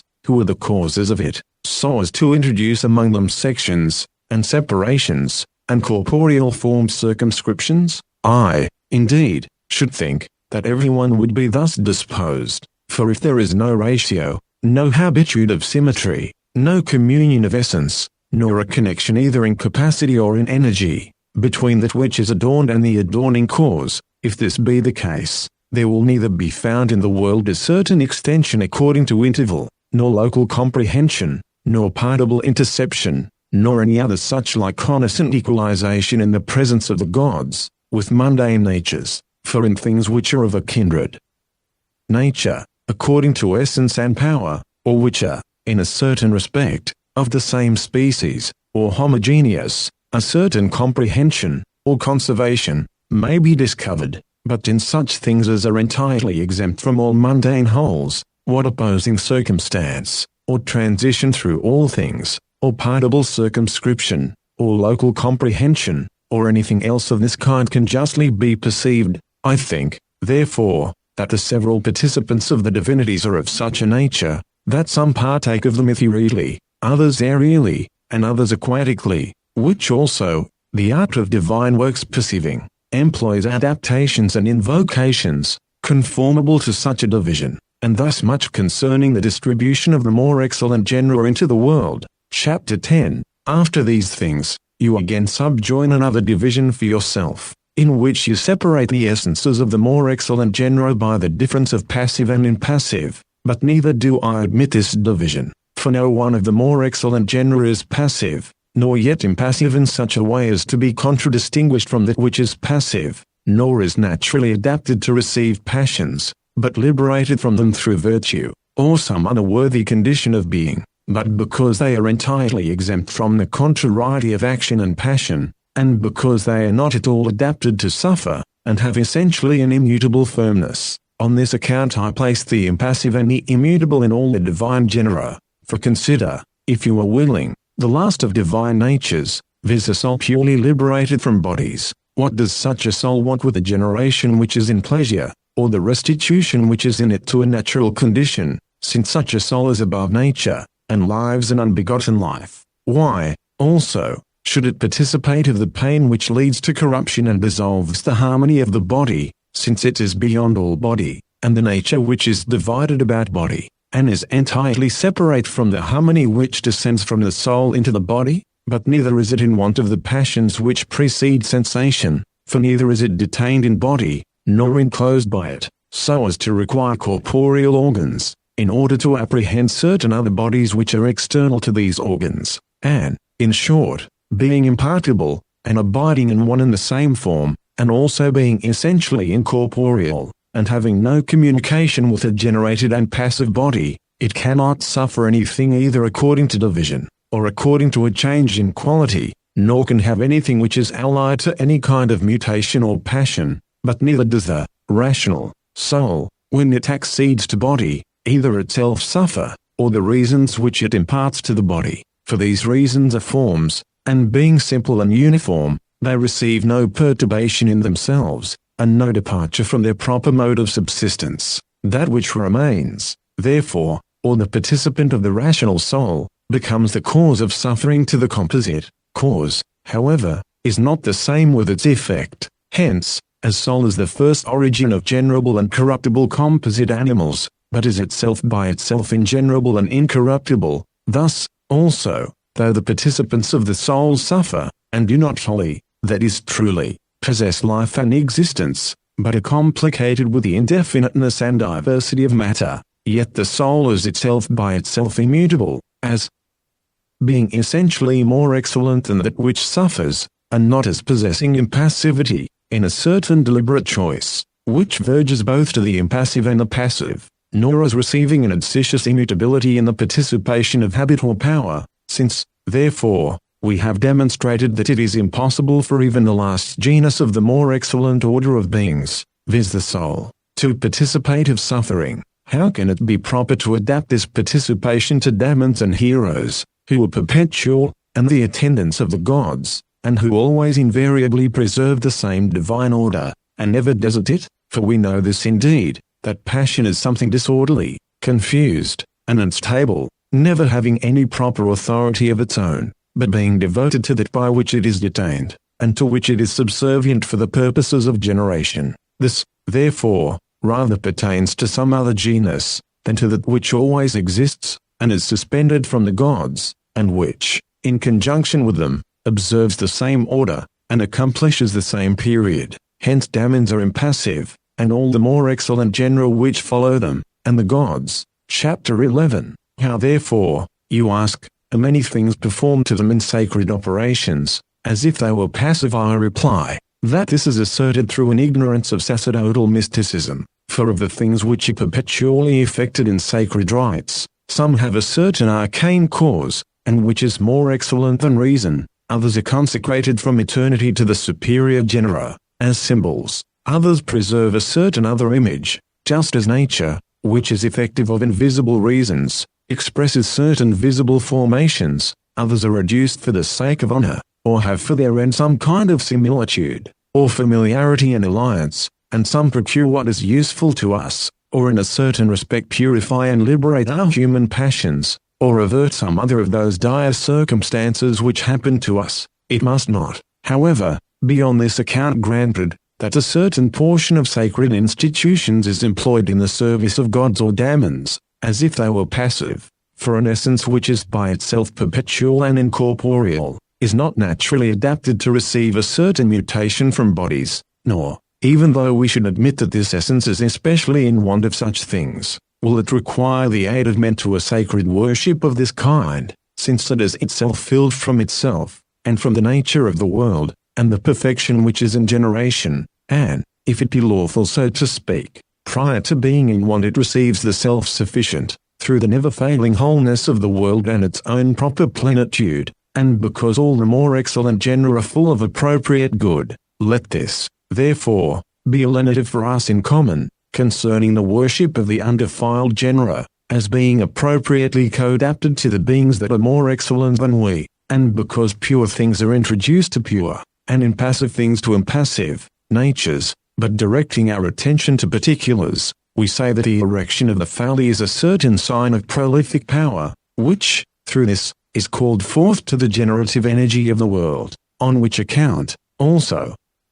many phalli are consecrated in the spring, because then the whole world receives from the gods the power which is productive of all generation. But time of opinion, that the obscene language which then takes place, affords an indication of the privation of good about matter, and of the deformity which is in material subjects, prior to their being adorned, for these being indigent of ornament, by so much the more aspire after it, as they in a greater degree despise their own deformity. Again therefore, they pursue the causes of forms, and of what is beautiful and good, recognizing baseness from base language, and thus, indeed, the thing itself, viz. Turpitude, is averted, but the knowledge of it is rendered manifest through words, and those that employ them transfer their desire to that which is contrary to baseness. Another reason, also, of these things may be assigned, the powers of the human passions that are in us, when they are entirely restrained, become more vehement, but when they are called forth into energy, gradually and commensurately, they rejoice in being moderately gratified, as satisfied, and from hence, becoming purified, they are rendered tractable, and are vanquished without violence. On this account, in comedy and tragedy, by surveying the passions of others, we stop our own passions, cause them to be more moderate, and are purified from them. In sacred ceremonies, likewise, by certain spectacles and auditions of things base, we become liberated from the injury which happens from the works effected by them. Things of this kind, therefore, are introduced for the sake of our soul, and of the diminution of the evils which adhered to it through generation, and of a solution and liberation from its bonds. On this account, also, they are very properly called by Heraclitus remedies, as healing things of a dreadful nature, and saving souls from the calamities with which the realms of generation are replete. Chapter 12. You also say, that invocations are directed to the gods as to beings that are passive, so that not only demons are passive, but likewise the gods. This, however, is not the case, for the illumination which takes place through invocations, is spontaneously visible and self-perfect, is very remote from all downward attraction, proceeds into visibility through divine energy and perfection, and as much surpasses our voluntary motion as the divine will of the good transcends a deliberately chosen life. Through this will, therefore, the gods, being benevolent and propitious, impart their light to theurgists in unenvying abundance, calling upwards their souls to themselves, procuring them a union with themselves, and accustoming them, while they are yet in body, to be separated from bodies, and to be led round to their eternal and intelligible principle. But it is evident, from the effects themselves, that what we now say is the salvation of the soul, for the soul in contemplating blessed spectacles, acquires another life, energizes according to another energy, and is then rightly considered as no longer ranking in the order of man. Frequently, likewise, abandoning her own life, she exchanges it for the most blessed energy of the gods. If, therefore, the ascent through invocations imparts to the priests purification from passions, a liberation from generation, and a union with the divine principle, how is it possible to connect with it anything of passion? For an invocation of this kind does not draw down the impassive and pure gods, to that which is passive and impure, but, on the contrary, it renders us, who have become passive through generation, pure and immutable. Neither do the invocations which implore the gods to incline to us, conjoin the priests to them through passion, but procure for them the communion of an indissoluble connection, through the friendship which binds all things together. Hence, it does not, as the name seems to imply, incline the intellect of the gods to men, but, according to the decision of truth, renders the will of man adapted to the participation of the gods, elevates it to them, and company, harmonizes the former with the latter, through the most appropriate persuasion. On this account also, such names of the gods as are adapted to sacred concerns, and other divine symbols, are able, as they are of an anagogic or elevating nature, to connect invocations with the gods themselves. Chapter 13.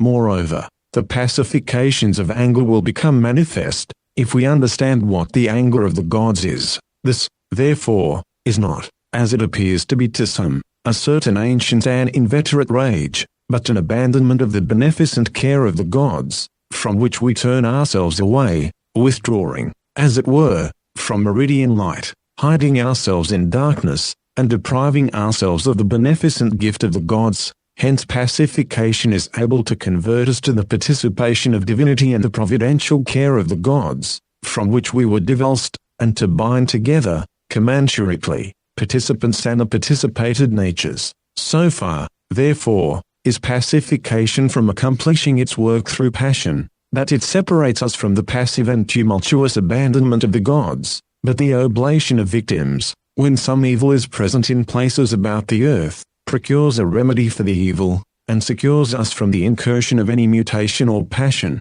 Hence, whether a thing of this kind is effected through gods or demons, it invokes these as the expellers of evil, and our true saviours, and through them exterminates all the injury which may accede from the calamities. Those powers, also, who avert urgic and physical punishments, do not expel them through passions, and if someone should think that the suppression of the guardian care of the gods introduces a certain spontaneous injury, in this case the persuasion arising from pacification recalls the benevolence of the more excellent genera to a providential attention to our affairs, and takes away our privation of good, being itself perfectly pure and immutable. Chapter 14. Farther still, with respect to what are called the necessities of the gods, the whole truth of this is, that necessities are peculiar to, and subsist in such a way as accords with the nature of, the gods. Hence they do not subsist as if they were externally derived,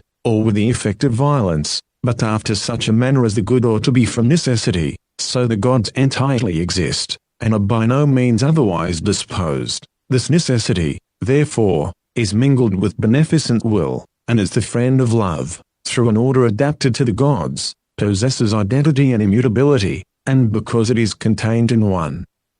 boundary, abides in this, and never departs from it. Hence, through all these particulars, the contrary to what you infer takes place, for it happens that a divine nature is incapable of being allured, is impassive and uncompelled, if there are in reality such powers in Theurgy, as we have demonstrated there are. Chapter 15. After this, you pass on to another division into contraries, viz. The division of gods with reference to demons, for you say, that the gods are pure intellects, but you propose this opinion as a hypothesis, or you narrate it as a dogma adopted by certain persons, and you infer that demons are psychical essences participating of intellect. Neither, therefore, am I ignorant that this is the opinion of many philosophers, but to you, I do not think it is proper to conceal what appears to me to be the truth, for all such opinions are full of confusion, since they wander from demons to souls, which also participate of intellect, and from the gods to an immaterial intellect and energy,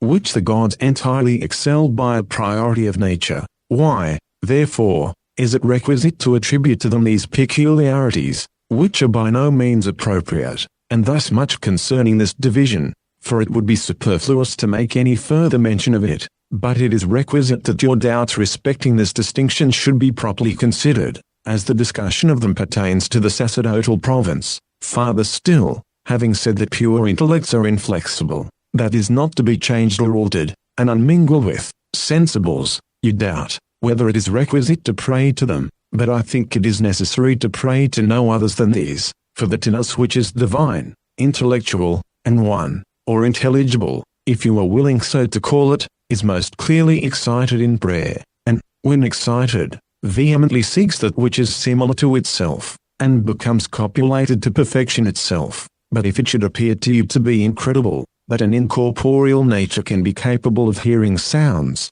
and it should be urged by you, that for this purpose the sense of hearing is requisite, that it may apprehend what is said by us in prayer, you willingly forget the excellency of primary causes, which consists in both knowing and comprehending in themselves at once the whole of things. The gods, therefore, do not receive prayers in themselves, through any corporeal powers or organs, but rather contain in themselves the energies of pious invocations, and especially of such as, through sacred ceremonies, are established in, and united to, the gods. For then, in reality, a divine nature is present with itself, and does not communicate with the intellectual conceptions in prayer, as different from its own. Supplications, however, you say, are too foreign to the purity of intellect to be offered to the gods, but this is by no means the case, for on this very account, because we fall short of the gods in power, purity, and everything else, we shall act in the most opportune manner, by invoking them with the most vehement supplications, for the consciousness of our own nothingness, when we compare ourselves with the gods, causes us to betake ourselves spontaneously to suppliant prayer, but from supplication, we are in a short time led to the object of supplication, acquire its similitude from intimate converse, and gradually attain divine perfection, instead of our own imbecility and imperfection. If, indeed, it is considered that sacred prayers are sent to men from the gods themselves, that they are certain symbols of the divinities, and that they are only known to the gods, with whom, in a certain respect, they possess the same power, how can it any longer be justly apprehended, that a supplication of this kind is sensible, and not divine and intellectual? Or what passion can accede to a thing of this kind, the purity of which the most worthy human manners cannot easily equal? You say, however, that the things which are offered in supplications are offered as to sensitive and psychical natures, and, indeed, if the offerings consisted of corporeal and composite powers alone, or of such things as are merely subservient to corporeal organs, your assertion would be true. But as the offerings participate of incorporeal forms, of certain reasons, and more simple measures, the aptitude of them is to be surveyed according to this alone, and if a certain alliance, or similitude, is present, which is either proximate or remote, it is sufficient to effect the contact of which we are now speaking, for there is not anything which in the smallest degree is adapted to the gods, to which the gods are not immediately present, and with which they are not conjoined. The connection, therefore, of supplications with the gods, is not as with sensitive or psychical natures, but as with divine forms, and with the gods themselves, as gods, that is as superessential hypaxes, so that we have sufficiently spoken in opposition to this division. Chapter 16, the difference which separates gods from demons by the corporeal and incorporeal, is the next thing that follows in what you have written, this being much more common than the former difference, and yet it is so far from expressing the peculiarities of their essence, that it does not afford a conjectural knowledge of them, nor of any accidents which pertain to them, for neither is it possible from these things to apprehend whether they are animals or not, and whether they are deprived of life, or are not at all in want of it. Farther still, neither is it easy to conjecture how these names are predicated, whether in common, or of many different things, for if in common, it is absurd that a line and time, God and demons, fire and water, should be under the same incorporeal genus. But if of many things, what reason is there when you speak of the incorporeal, that you should rather manifest by it gods than points, or when you speak of the corporeal, that you should not be thought to speak of the earth rather than of demons? For neither is this very thing defined, whether gods and demons have bodies, or are carried in bodies, as in a vehicle, or use them, or comprehend them, or are alone the same 36 with body. But, perhaps, it is not proper to examine this distinction very minutely, for you do not propose it as your own decision, but you exhibit it as the opinion of others. Chapter 17, we will exchange, therefore, this division for the doubt which may be adduced by you against the present opinion. For, it may be said by you, how, conformably to what we assert, can the sun and moon, and the visible natures in the heavens, be gods, if the gods are alone incorporeal? To this we reply, that the celestial divinities are not comprehended by bodies, but contain bodies in their divine lives and energies, that they are not themselves converted to body, but they have a body which is converted to its divine cause, and that body does not impede their intellectual and incorporeal perfection, nor occasion them any molestation by its intervention. Hence it does not require an abundant attention, but follows the divinities spontaneously, and after a certain manner, self-motively, not being in want of manual direction, but, through an anagogic tendency, being itself uniformly co-elevated by itself, to the one of the gods. It may also, if requisite, be said that a celestial body is most allied to the incorporeal essence of the gods, for as the latter is one, so the former is simple, as the latter is impartible, so the former is indivisible, and as that is immutable, so this is unchanged in quality. If, likewise, it is admitted that the energies of the gods are uniform, a celestial body also has one circulation, to which may be added, that it imitates the sameness of the gods, by a perpetual motion, which is invariably the same, and which subsists according to one reason and one order. It also imitates a divine life, by the life which is connascent with ethereal bodies. Hence, this celestial body does not consist of things contrary and different, as is the case with our body, nor does the soul of the celestial gods coalesce with the body into one animal from two things, but the celestial animals of the gods are entirely similar and counited, and are throughout wholes, uniform, and incomposite, for things of a more excellent nature are always transcendent in them, after the same manner, and things of an inferior nature are suspended from the dominion of such as are prior, yet so as never to draw down this dominion to themselves, but all these are congregated into one arrangement and perfection, and, after a certain manner, all things in the celestial gods are incorporeal, and holy gods, because the divine form which is in them predominates, and insists everywhere throughout one total essence. Thus, therefore, the visible celestials are all of them gods, and after a certain manner incorporeal. Chapter 18. Your next inquiry doubts how some of the gods are beneficent, but others malefic. This opinion, therefore, is assumed from the predictors of nativities. It is, however, entirely remote from the truth, for all the gods are good, and invariably the causes of good, and all of them are uniformly convolved to one good, according to the beautiful and good alone. The bodies, likewise, which are subject to them possess immense powers, some of which are firmly established in the divine bodies themselves, but others proceed from them into the nature of the world, and into the world itself, descending in an orderly manner through the whole of generation, and extending without impediment as far as to things which have a partial subsistence, with respect to the powers, therefore, which remain in the heavens in the divine bodies themselves. There can be no doubt that all of them are similar.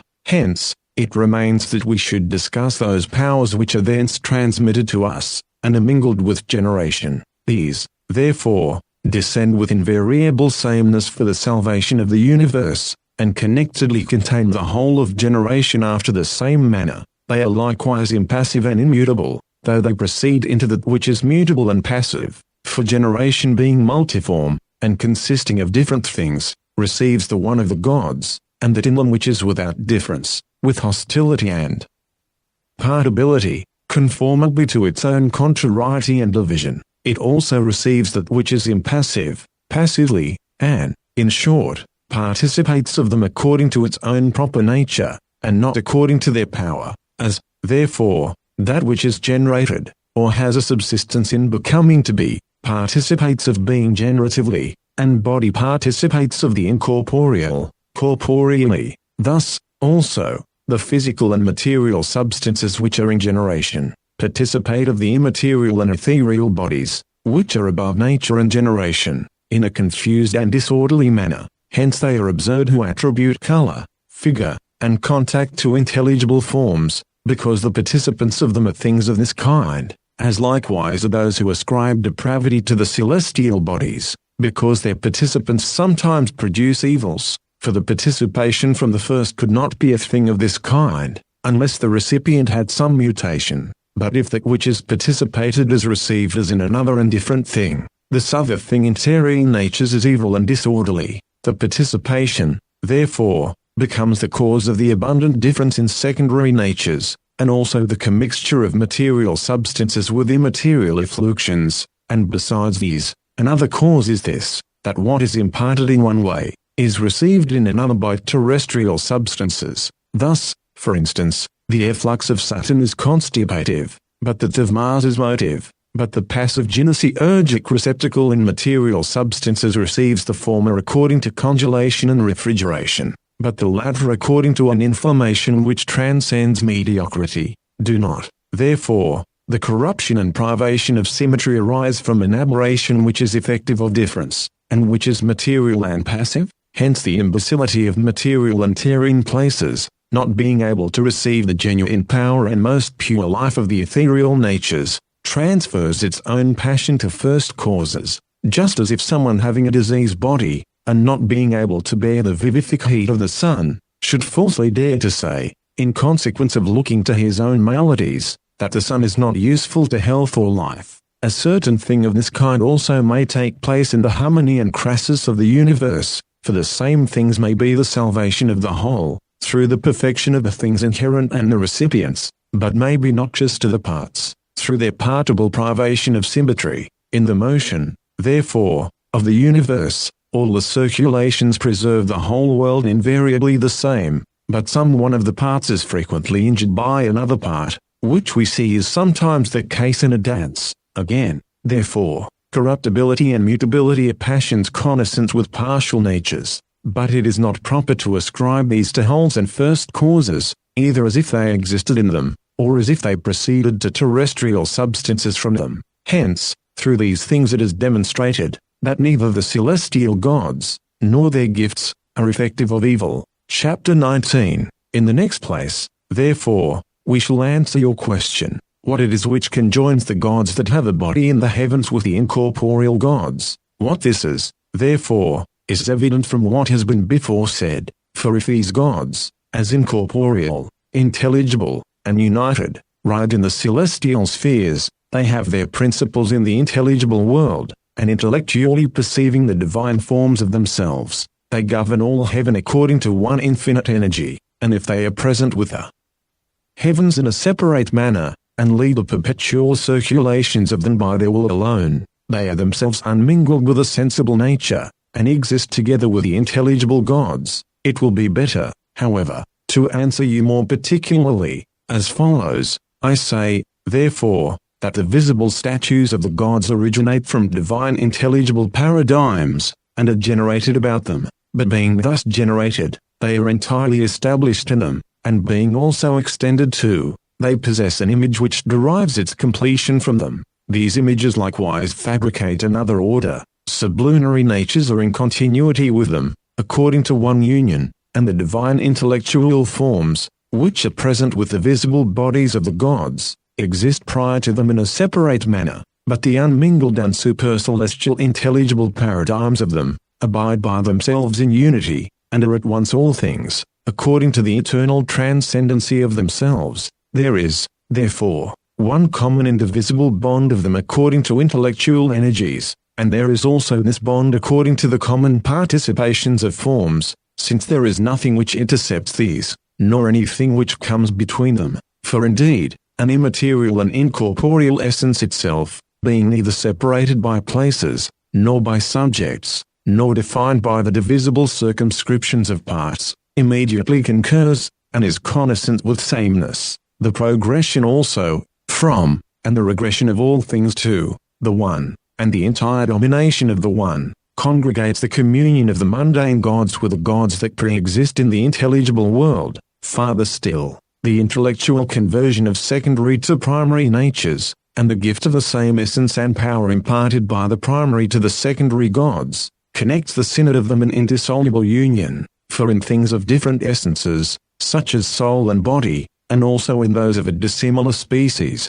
such as material forms, and those which are in any other way separated from each other, the connaissant adventitious union is derived from supernal causes, and is lost in certain definite periods of time. But by how much the higher we ascend, and elevate ourselves to the sameness both in form and essence, of first natures, and proceed from parts to wholes, by so much the more shall we discover the union which has an eternal existence, and survey the essence, which has a precedaneous and more principal subsistence, and possesses about, and in itself, difference and multitude, since, however, the order of all the gods is profoundly united, and the first and second genera of them, and all the multitude which is spontaneously produced about them, are consubsistent in unity, and also everything which is in them is one. Hence the beginning, middles, and ends in them are consubsistent according to the One itself, so that in these, it is not proper to inquire, whence the One accedes to all of them,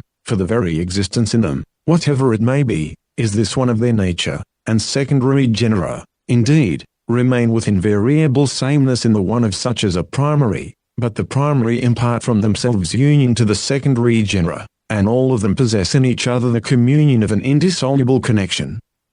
From this cause, therefore, the perfectly incorporeal gods are united to the sensible gods that have bodies, for the visible gods also are external to bodies, and on this account are in the intelligible world, and the intelligible gods, through their infinite union, comprehend in themselves the visible gods, and both are established according to a common union and one energy. In a similar manner, also, this is the illustrious prerogative of the cause and orderly distribution of the gods, on which account the same union of all the divinities extends from on high, as far as to the end of the divine order. But if this deserves to be doubted, the contrary would be wonderful, viz., that there should not be this union of the visible and intelligible gods, and thus much concerning the contact with, and establishment of, the sensible in the intelligible gods. Chapter 20. After this, you again resume the same inquiries, of which what has been already said may be considered as a sufficient solution, since, however,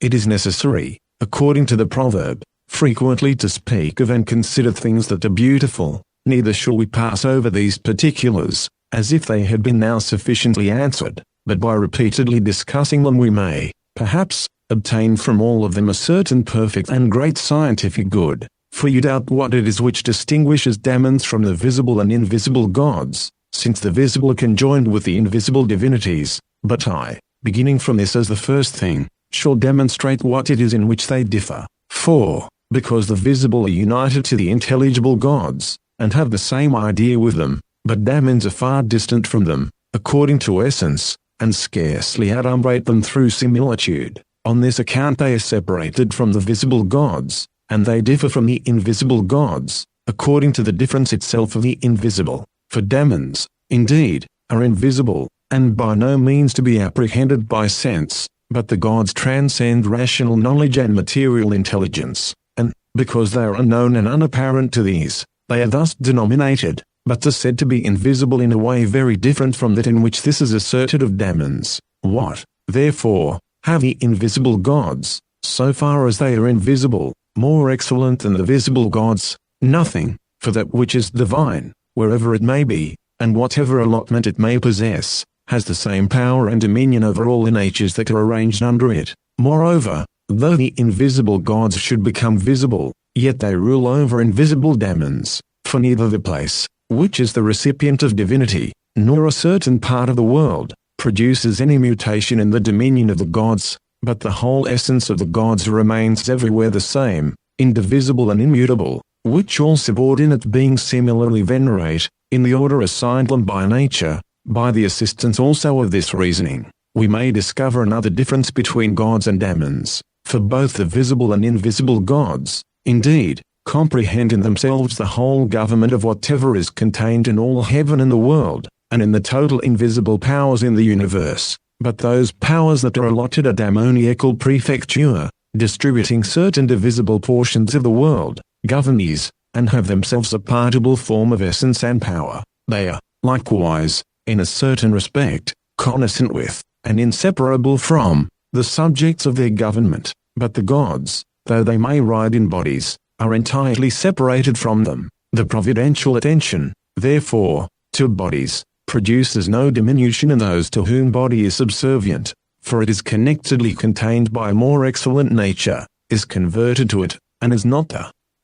cause of any impediment to it, but the adhering to a gynesiurgic nature, and the being divided about it, necessarily give to demons a more subordinate condition. In short, that which is divine is of a ruling nature, and presides over the different orders of beings, but that which is demoniacal is of a ministrant nature, and receives whatever the gods may announce, promptly employing manual operation, as it were, in things which the gods intellectually perceive, wish, and command. The gods, therefore, are liberated from the powers which verge to generation, but demons are not entirely purified from these, and thus much concerning this distinction, and we trust, that from the former and the present exposition, the difference between gods and demons will become more known. Chapter 21. The division, however, of the passive from the impassive, which you adopt, may perhaps be rejected by someone, as not adapted to either of the more excellent genera, through the causes which we have before enumerated, and it also deserves to be subverted, because it is inferred that these genera are passive, from what is performed in religious ceremonies, for what sacred institution, what religious cultivation, which is conformable to sacerdotal laws, is effected through passion, or produces a certain completion of passions, is not each of these legislatively ordained from the first, conformably to the sacred laws of the gods, and intellectually, each also imitates both the intelligible and celestial order of the gods, and contains the eternal measures of beings, and those admirable signatures which are set hither from the demiurgus and father of wholes, by which things of an ineffable nature are unfolded into light through arcane symbols, things formless are vanquished by forms, things more excellent than every image are expressed through images, and all things are accomplished through a divine cause alone, which is in so great a degree separated from passions, that reason is not able to come into contact with it. This, therefore, is nearly the cause of our aberration to a multitude of conceptions, for men being in reality unable to apprehend the reasons of sacred institutions, but conceiving that they are able, are wholly hurried away by their own human passions, and form a conjecture of divine concerns from things pertaining to themselves. In so doing, however, they err in a twofold respect, because they fall from divine natures, and because, being frustrated of these, they draw them down to human passions. But it is requisite not to apprehend after the same manner things which are performed both to gods and men, such as genuflections, adorations, gifts, and first fruits, but to establish the one apart from the other, conformably to the difference between things more and things less honorable, and to reverence the former, indeed, as divine, but to despise the latter as human, and as performed to men. It is proper, likewise, to consider that the latter produce passions, both in the performer and those to whom they are performed, for they are human and corporeal formed, but to honor the energy of the former in a very high degree, as being performed through immutable admiration, and a venerable condition of mind, because they refer to the gods. Section 2. Chapter 1. It is also necessary to demonstrate to you, in what demons, heroes, and souls differ from each other, and whether this difference is according to essence, or according to power, or according to energy. I say, therefore, that demons are produced according to the generative and demiurgic powers of the gods, in the most remote termination of progression, and ultimate distribution into parts. But heroes are produced according to the reasons, or effective principles, of life in divine natures, and from these, the first and perfect measures of souls receive their termination and distribution into parts. Since, however, the nature of demons and heroes is thus generated from different causes, it is also necessary that the essence of the one should be different from that of the other. Hence, the essence of demons is effective, and perfective of mundane natures, and gives completion to the superintendence of generated individuals. But the essence of heroes is vital and rational, and is the leader of souls, and, with respect to the powers of each, those of demons must be defined to be prolific, inspective of nature, and of the bond by which souls are united to bodies. But it is requisite to attribute to heroes vivific powers, which are the leaders of men, and are liberated from generation. Chapter 2. It follows, therefore, that in the next place we should define the energies of them, and those of demons, indeed, must be surveyed as occupied about the world, and more widely extended in their effects, but those of heroes as less extended, and as converted to the order of souls. Hence, these being thus distinguished, soul succeeds, which proceeds as far as to the end of the divine orders, and, being allotted from these two genera certain portions of powers, is redundant with partible additions, and other prerogatives derived from itself. It also produces at different times different forms and reasons and manners, which originate from different sources, and, according to each part of the world, employs various lives and ideas, becoming connoissant with, and likewise receding from, whatever natures it pleases, being assimilated to all things, and at the same time, through difference, being separated from them, drawing forth reasons allied to real beings and generated natures, and connecting itself with the gods, according to other harmonies of essences and powers, than those by which demons and heroes are united to the divinities. It likewise possesses the eternity of a similar life and energy in a less degree than demons and heroes, yet, through the beneficent will of the gods, and the illumination imparted by them, it frequently proceeds higher, and is elevated to a greater, that is to the angelic order, when it no longer remains in the boundaries of soul, but the whole of it is perfected into an angelic soul and an undefiled life. Hence, also, soul appears to comprehend in itself all the various essences and reasons, and forms or species of every kind. If, however, it be requisite to speak the truth, soul is always defined according to one certain thing, but adapting itself to precedenious causes, it is at different times conjoined to different causes.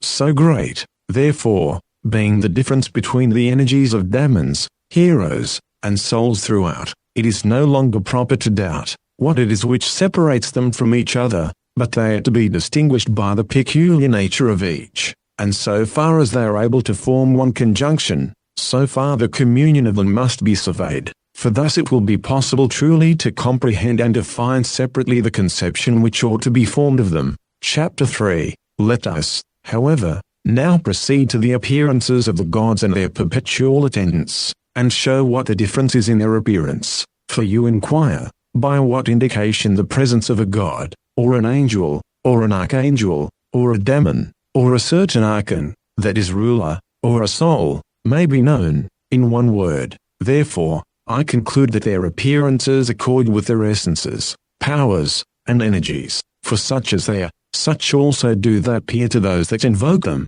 and they exhibit energies and ideas consentaneous to themselves, and proper indications of themselves. But that we may descend to particulars, the phasmata, or luminous appearances, of the gods are uniform, those of demons are various, those of angels are more simple than those of demons, but are subordinate to those of the gods, those of archangels are proximate in a greater degree to divine causes, but those of archons, if these powers appear to you to be the cosmocrators, who govern the sublunary element, will be more various, but adorned in order. But if they are the powers that preside over matter, they will indeed be more various, and more imperfect, than those of the archons, properly so called, and those of souls will appear to be all various, and the phasmata, indeed, of the gods will be seen shining with salutary light, those of archangels will be terrible, and at the same time mild, those of angels will be more mild, those of demons will be dreadful, those of heroes,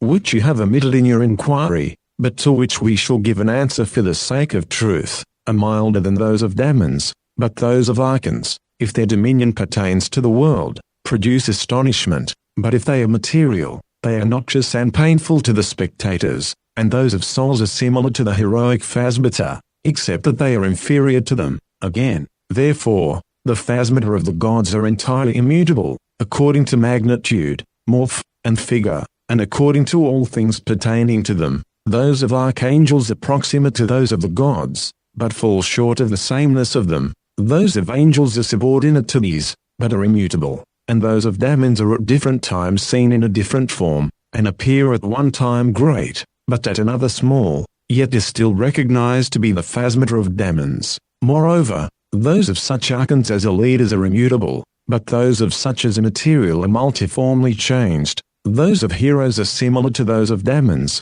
and those of souls imitate in no small degree the demoniacal mutation. Farther still, order and quiet pertain to the gods, but with archangels, there is an efficacy of order and quiet. With angels, the adorned and the tranquil are present, but not unattended with motion. Perturbation and disorder follow the demoniacal phasmata, but spectacles attend the archons, conformable to each of the particulars which we have already mentioned. The material archons, indeed, being borne along tumultuously, but those of a leading characteristic, presenting themselves to the view, firmly established in themselves. The phasmata of heroes are subject to motion and mutation, but those of souls resemble, indeed, the heroic, but at the same time are less than these. In addition also to these peculiarities, divine beauty, indeed, shines with an immense splendor as it were, fixes the spectators in astonishment, imparts a divine joy, presents itself to the view with ineffable symmetry, and is exempt from all other species of pulchritude. But the blessed spectacles of archangels have indeed themselves the greatest beauty, yet are not so ineffable and admirable as those of the gods. Those of angels divide, in a partible manner, the beauty which they receive from archangels, but the demoniacal and heroical self-visive spirits have both of them beauty in definite forms, yet the former is adorned in reasons which define the essence, and the latter exhibits fortitude. The phasmata of archons may be divided in a twofold respect, for some of them exhibit a beauty which is spontaneous, and of a ruling characteristic, but others, an elegance of form which is fictitious and renovated, and the phasmata of souls are, indeed, adorned in definite reasons, but these reasons are more divided than those in heroes, are partably circumscribed, and are vanquished by one form. If, however, it be requisite to define all of them in common, I say that each participates of beauty according to its arrangement, the peculiar nature which it possesses, and its allotment. Chapter 4, proceeding, therefore, to other peculiarities of them, we say, that with the gods, indeed, there is acuteness and rapidity in the energies, which shine forth with greater celerity than those of intellect itself, though in themselves they are immovable and stable. With archangels, the celerities are, in a certain respect, mingled with efficacious energies. Those of angels partake of a certain motion, and do not, similarly with archangels, possess a power which is effective by speaking. The operations of demons appear to be more rapid than they are in reality. In the motions of the heroic phasmata, a certain magnificence presents itself to the view, but in accomplishing what they wish to effect, their energies are not so rapid as those of demons.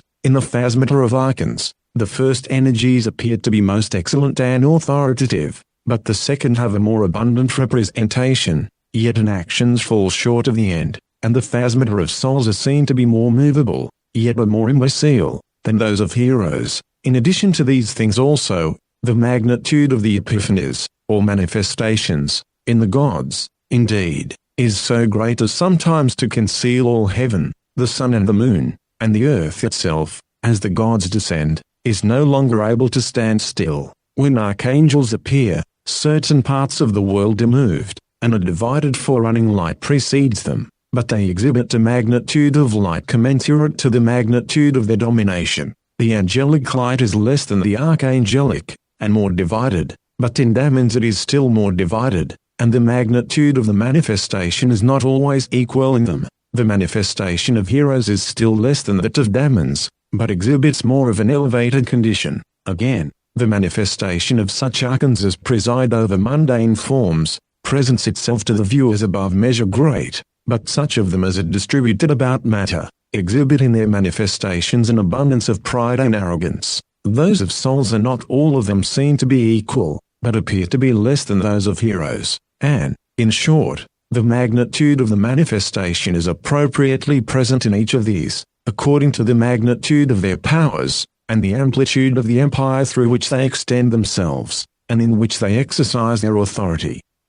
After these things, therefore, we shall define the reasons of the self-apparent statues, or images. Hence, in the forms of the gods which are seen by the eyes, the most clear spectacles of truth itself are perceived, which are also accurately splendid, and shine forth with an evolved light. The images of archangels present themselves to the view true and perfect, but those of angels preserve, indeed, the same form, but fail in plenitude of indication. The images of demons are obscure, and those of heroes are seen to be still inferior to these. With respect, also, to archons, the images of such as are mundane, are clear, but of such as are material, obscure. Both, however, are seen to be of an authoritative nature, and the images of souls appear to be of a shadowy form. In a similar manner, likewise, we must determine concerning the light of these powers, for the images of the gods, indeed, are replete with a fulgid light.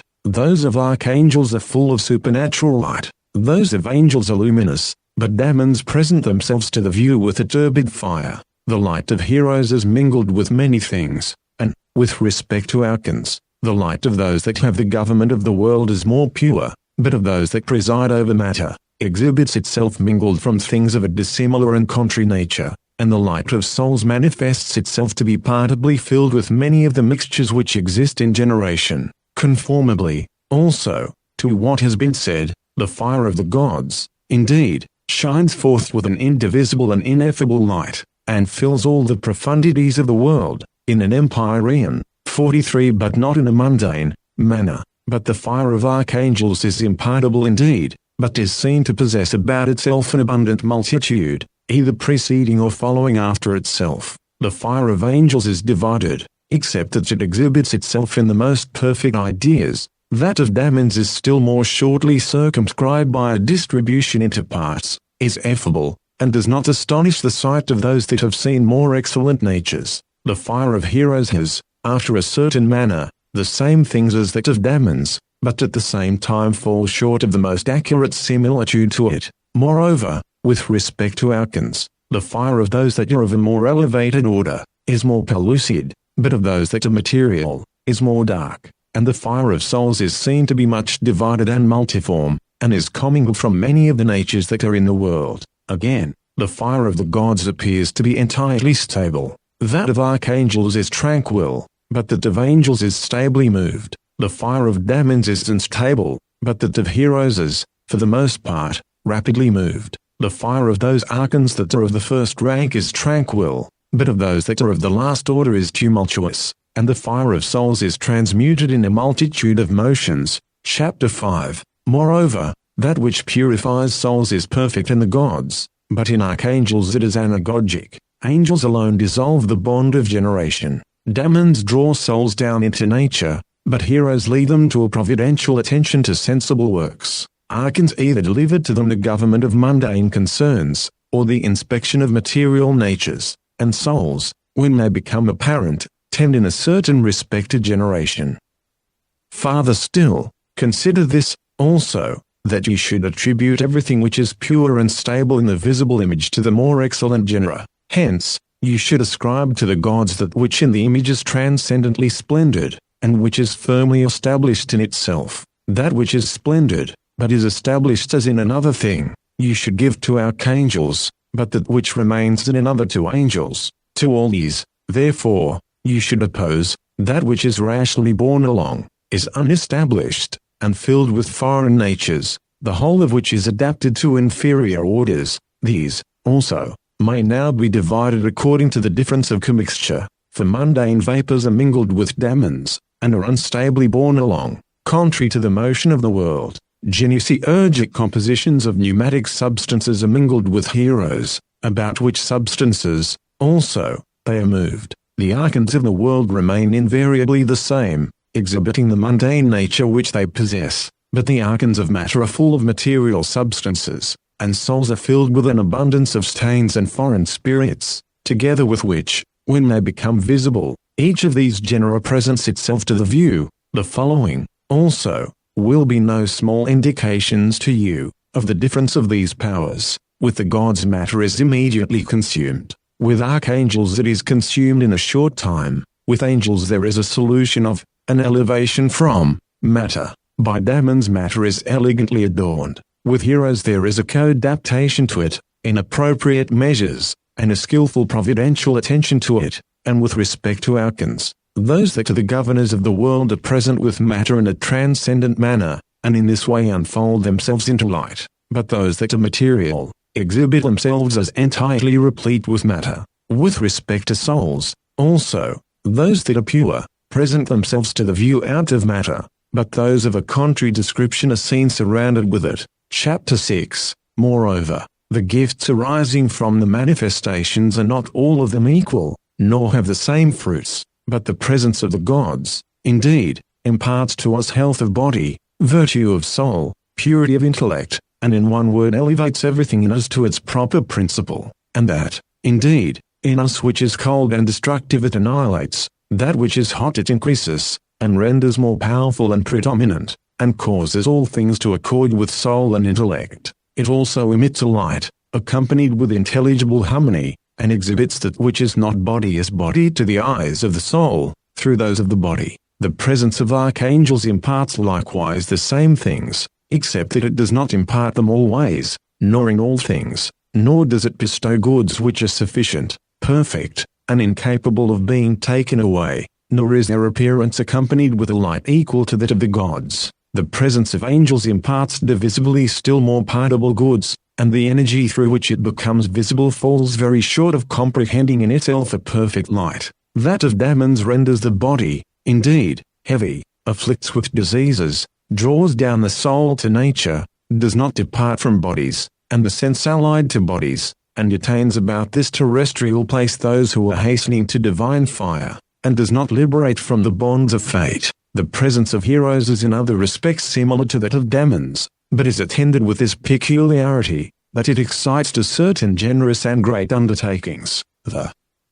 appearance which is visible by itself, of the mundane icons, imparts mundane goods, and everything pertaining to human life, but that of the material archons extends material benefits, and such works as are terrestrial. Moreover, the vision of souls that are undefiled, and established in the order of angels, is anagogic, and the Saviour of the soul, is accompanied with sacred hope, and imparts those goods which sacred hope indicates to itself, but the vision of other souls draws down to generation, corrupts the fruits of sacred hope, and fills the spectators with passions which fix them to body. Chapter 7. Moreover, in the manifestations there is an indication of the order which the powers that are seen possess, for the gods are surrounded by either gods or angels, but archangels have angels either preceding or co-ranged with them, or following them behind, or are accompanied by a certain other multitude of angels, who attend on them as guards. Angels exhibit, together with themselves, the peculiar works of the order to which they belong. Good demons permit us to survey, in conjunction with themselves, their own works, and the benefits which they impart, but avenging demons exhibit a species of punishments, which they inflict, and such other demons as are depraved are surrounded by certain noxious, blood-devouring, and fierce wild beasts. Archons, of the first rank, exhibit, together with themselves, certain portions of the world, but other archons attract to themselves the inordination and confusion of matter. With respect to soul, if it ranks as a whole, and does not belong to any particular species, it presents to the view a formless fire, extended through the whole world, which is indicative of the total, one, indivisible, and formless soul of the universe. But a purified soul exhibits a fiery form, and a pure and unmingled fire. Then, also, the most inward light of it is seen, and an undefiled and stable form,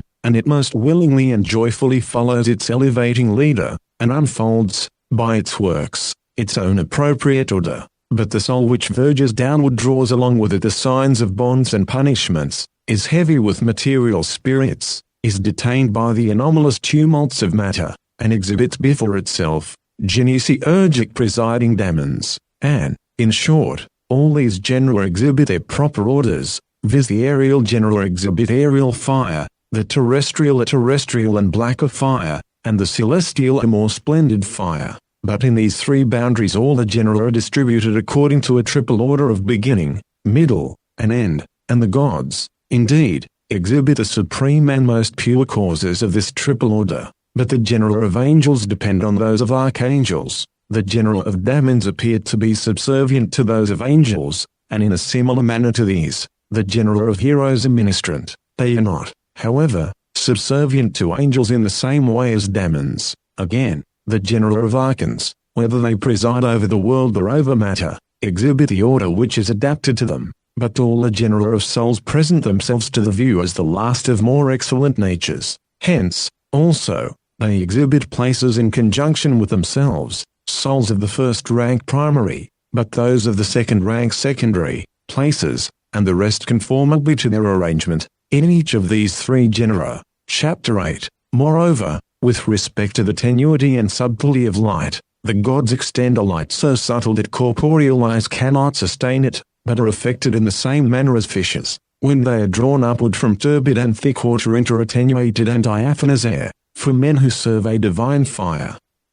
are not able to breathe, through the subtlety of it, but become languid as soon as they perceive it, and are deprived of the use of their connaissant spirit. Archangels, also, emit a light which is intolerable to respiration, yet their splendor is not equally pure with that of the gods, nor similarly overpowering. The presence of angels renders the temperature of the air tolerable, so that theurgists are capable of being united to it. But when demons are present, the whole air is not at all affected, nor does the air, which surrounds them, become more attenuated, nor does a light precede them, in which, being previously received and preoccupied by the air, they unfold the form of themselves, nor are they surrounded by a certain splendor, which diffuses its light everywhere. When heroes appear, certain parts of the earth are moved, and sounds are heard around them, but, in short, the air does not become more attenuated, nor incommensurate to theurgists, so as to render them unable to receive it.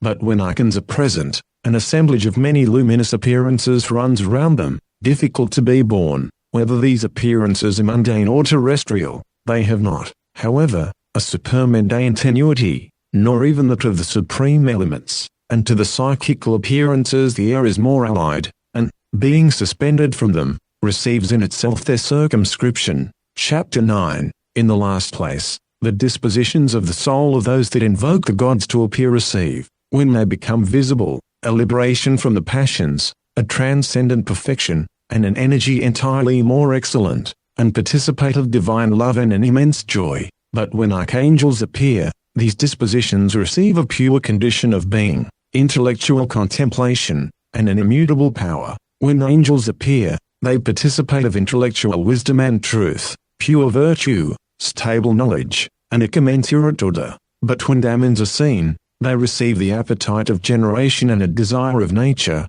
together with a wish to accomplish the works of fate, and a power effective of things of this kind. If heroes are seen, they derive from the vision other such like manners and many impulses, which contribute to the communion of souls. But when these dispositions come into contact with archons, mundane or material, motions are excited in conjunction with the soul, and, together with the vision of souls, the spectators derive gynesiurgic tendencies and connaissant providential inspections, for the sake of paying attention to bodies, and such other peculiarities as are allied to these. In addition to these things, also, the manifestation of the gods imparts truth and power, rectitude of works, and gifts of the greatest goods, but the manifestation of other powers is appropriately accompanied by such things as are commensurate to their several orders. Thus the manifestation of archangels imparts truth, not simply about all things, but definitely of certain things, and this not always,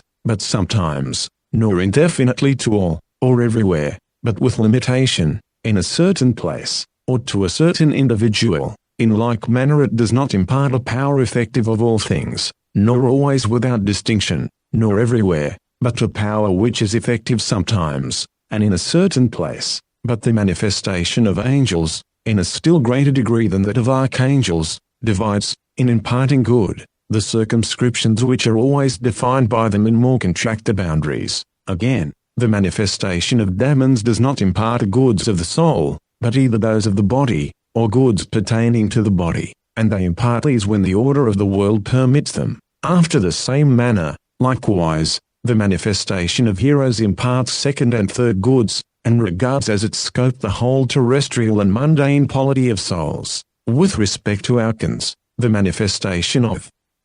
some of these imparts mundane benefits, and all the goods of life, but that of others of an inferior rank imparts not a few of the prerogatives of material natures, and souls, when they appear, procure for those that behold them things which contribute to the benefit of human life. Thus, therefore, we have appropriately defined the gifts of these powers, conformably to the proper order of each, and the particulars in the manifestations about which you inquired, have received a fit reply, and thus much for these questions.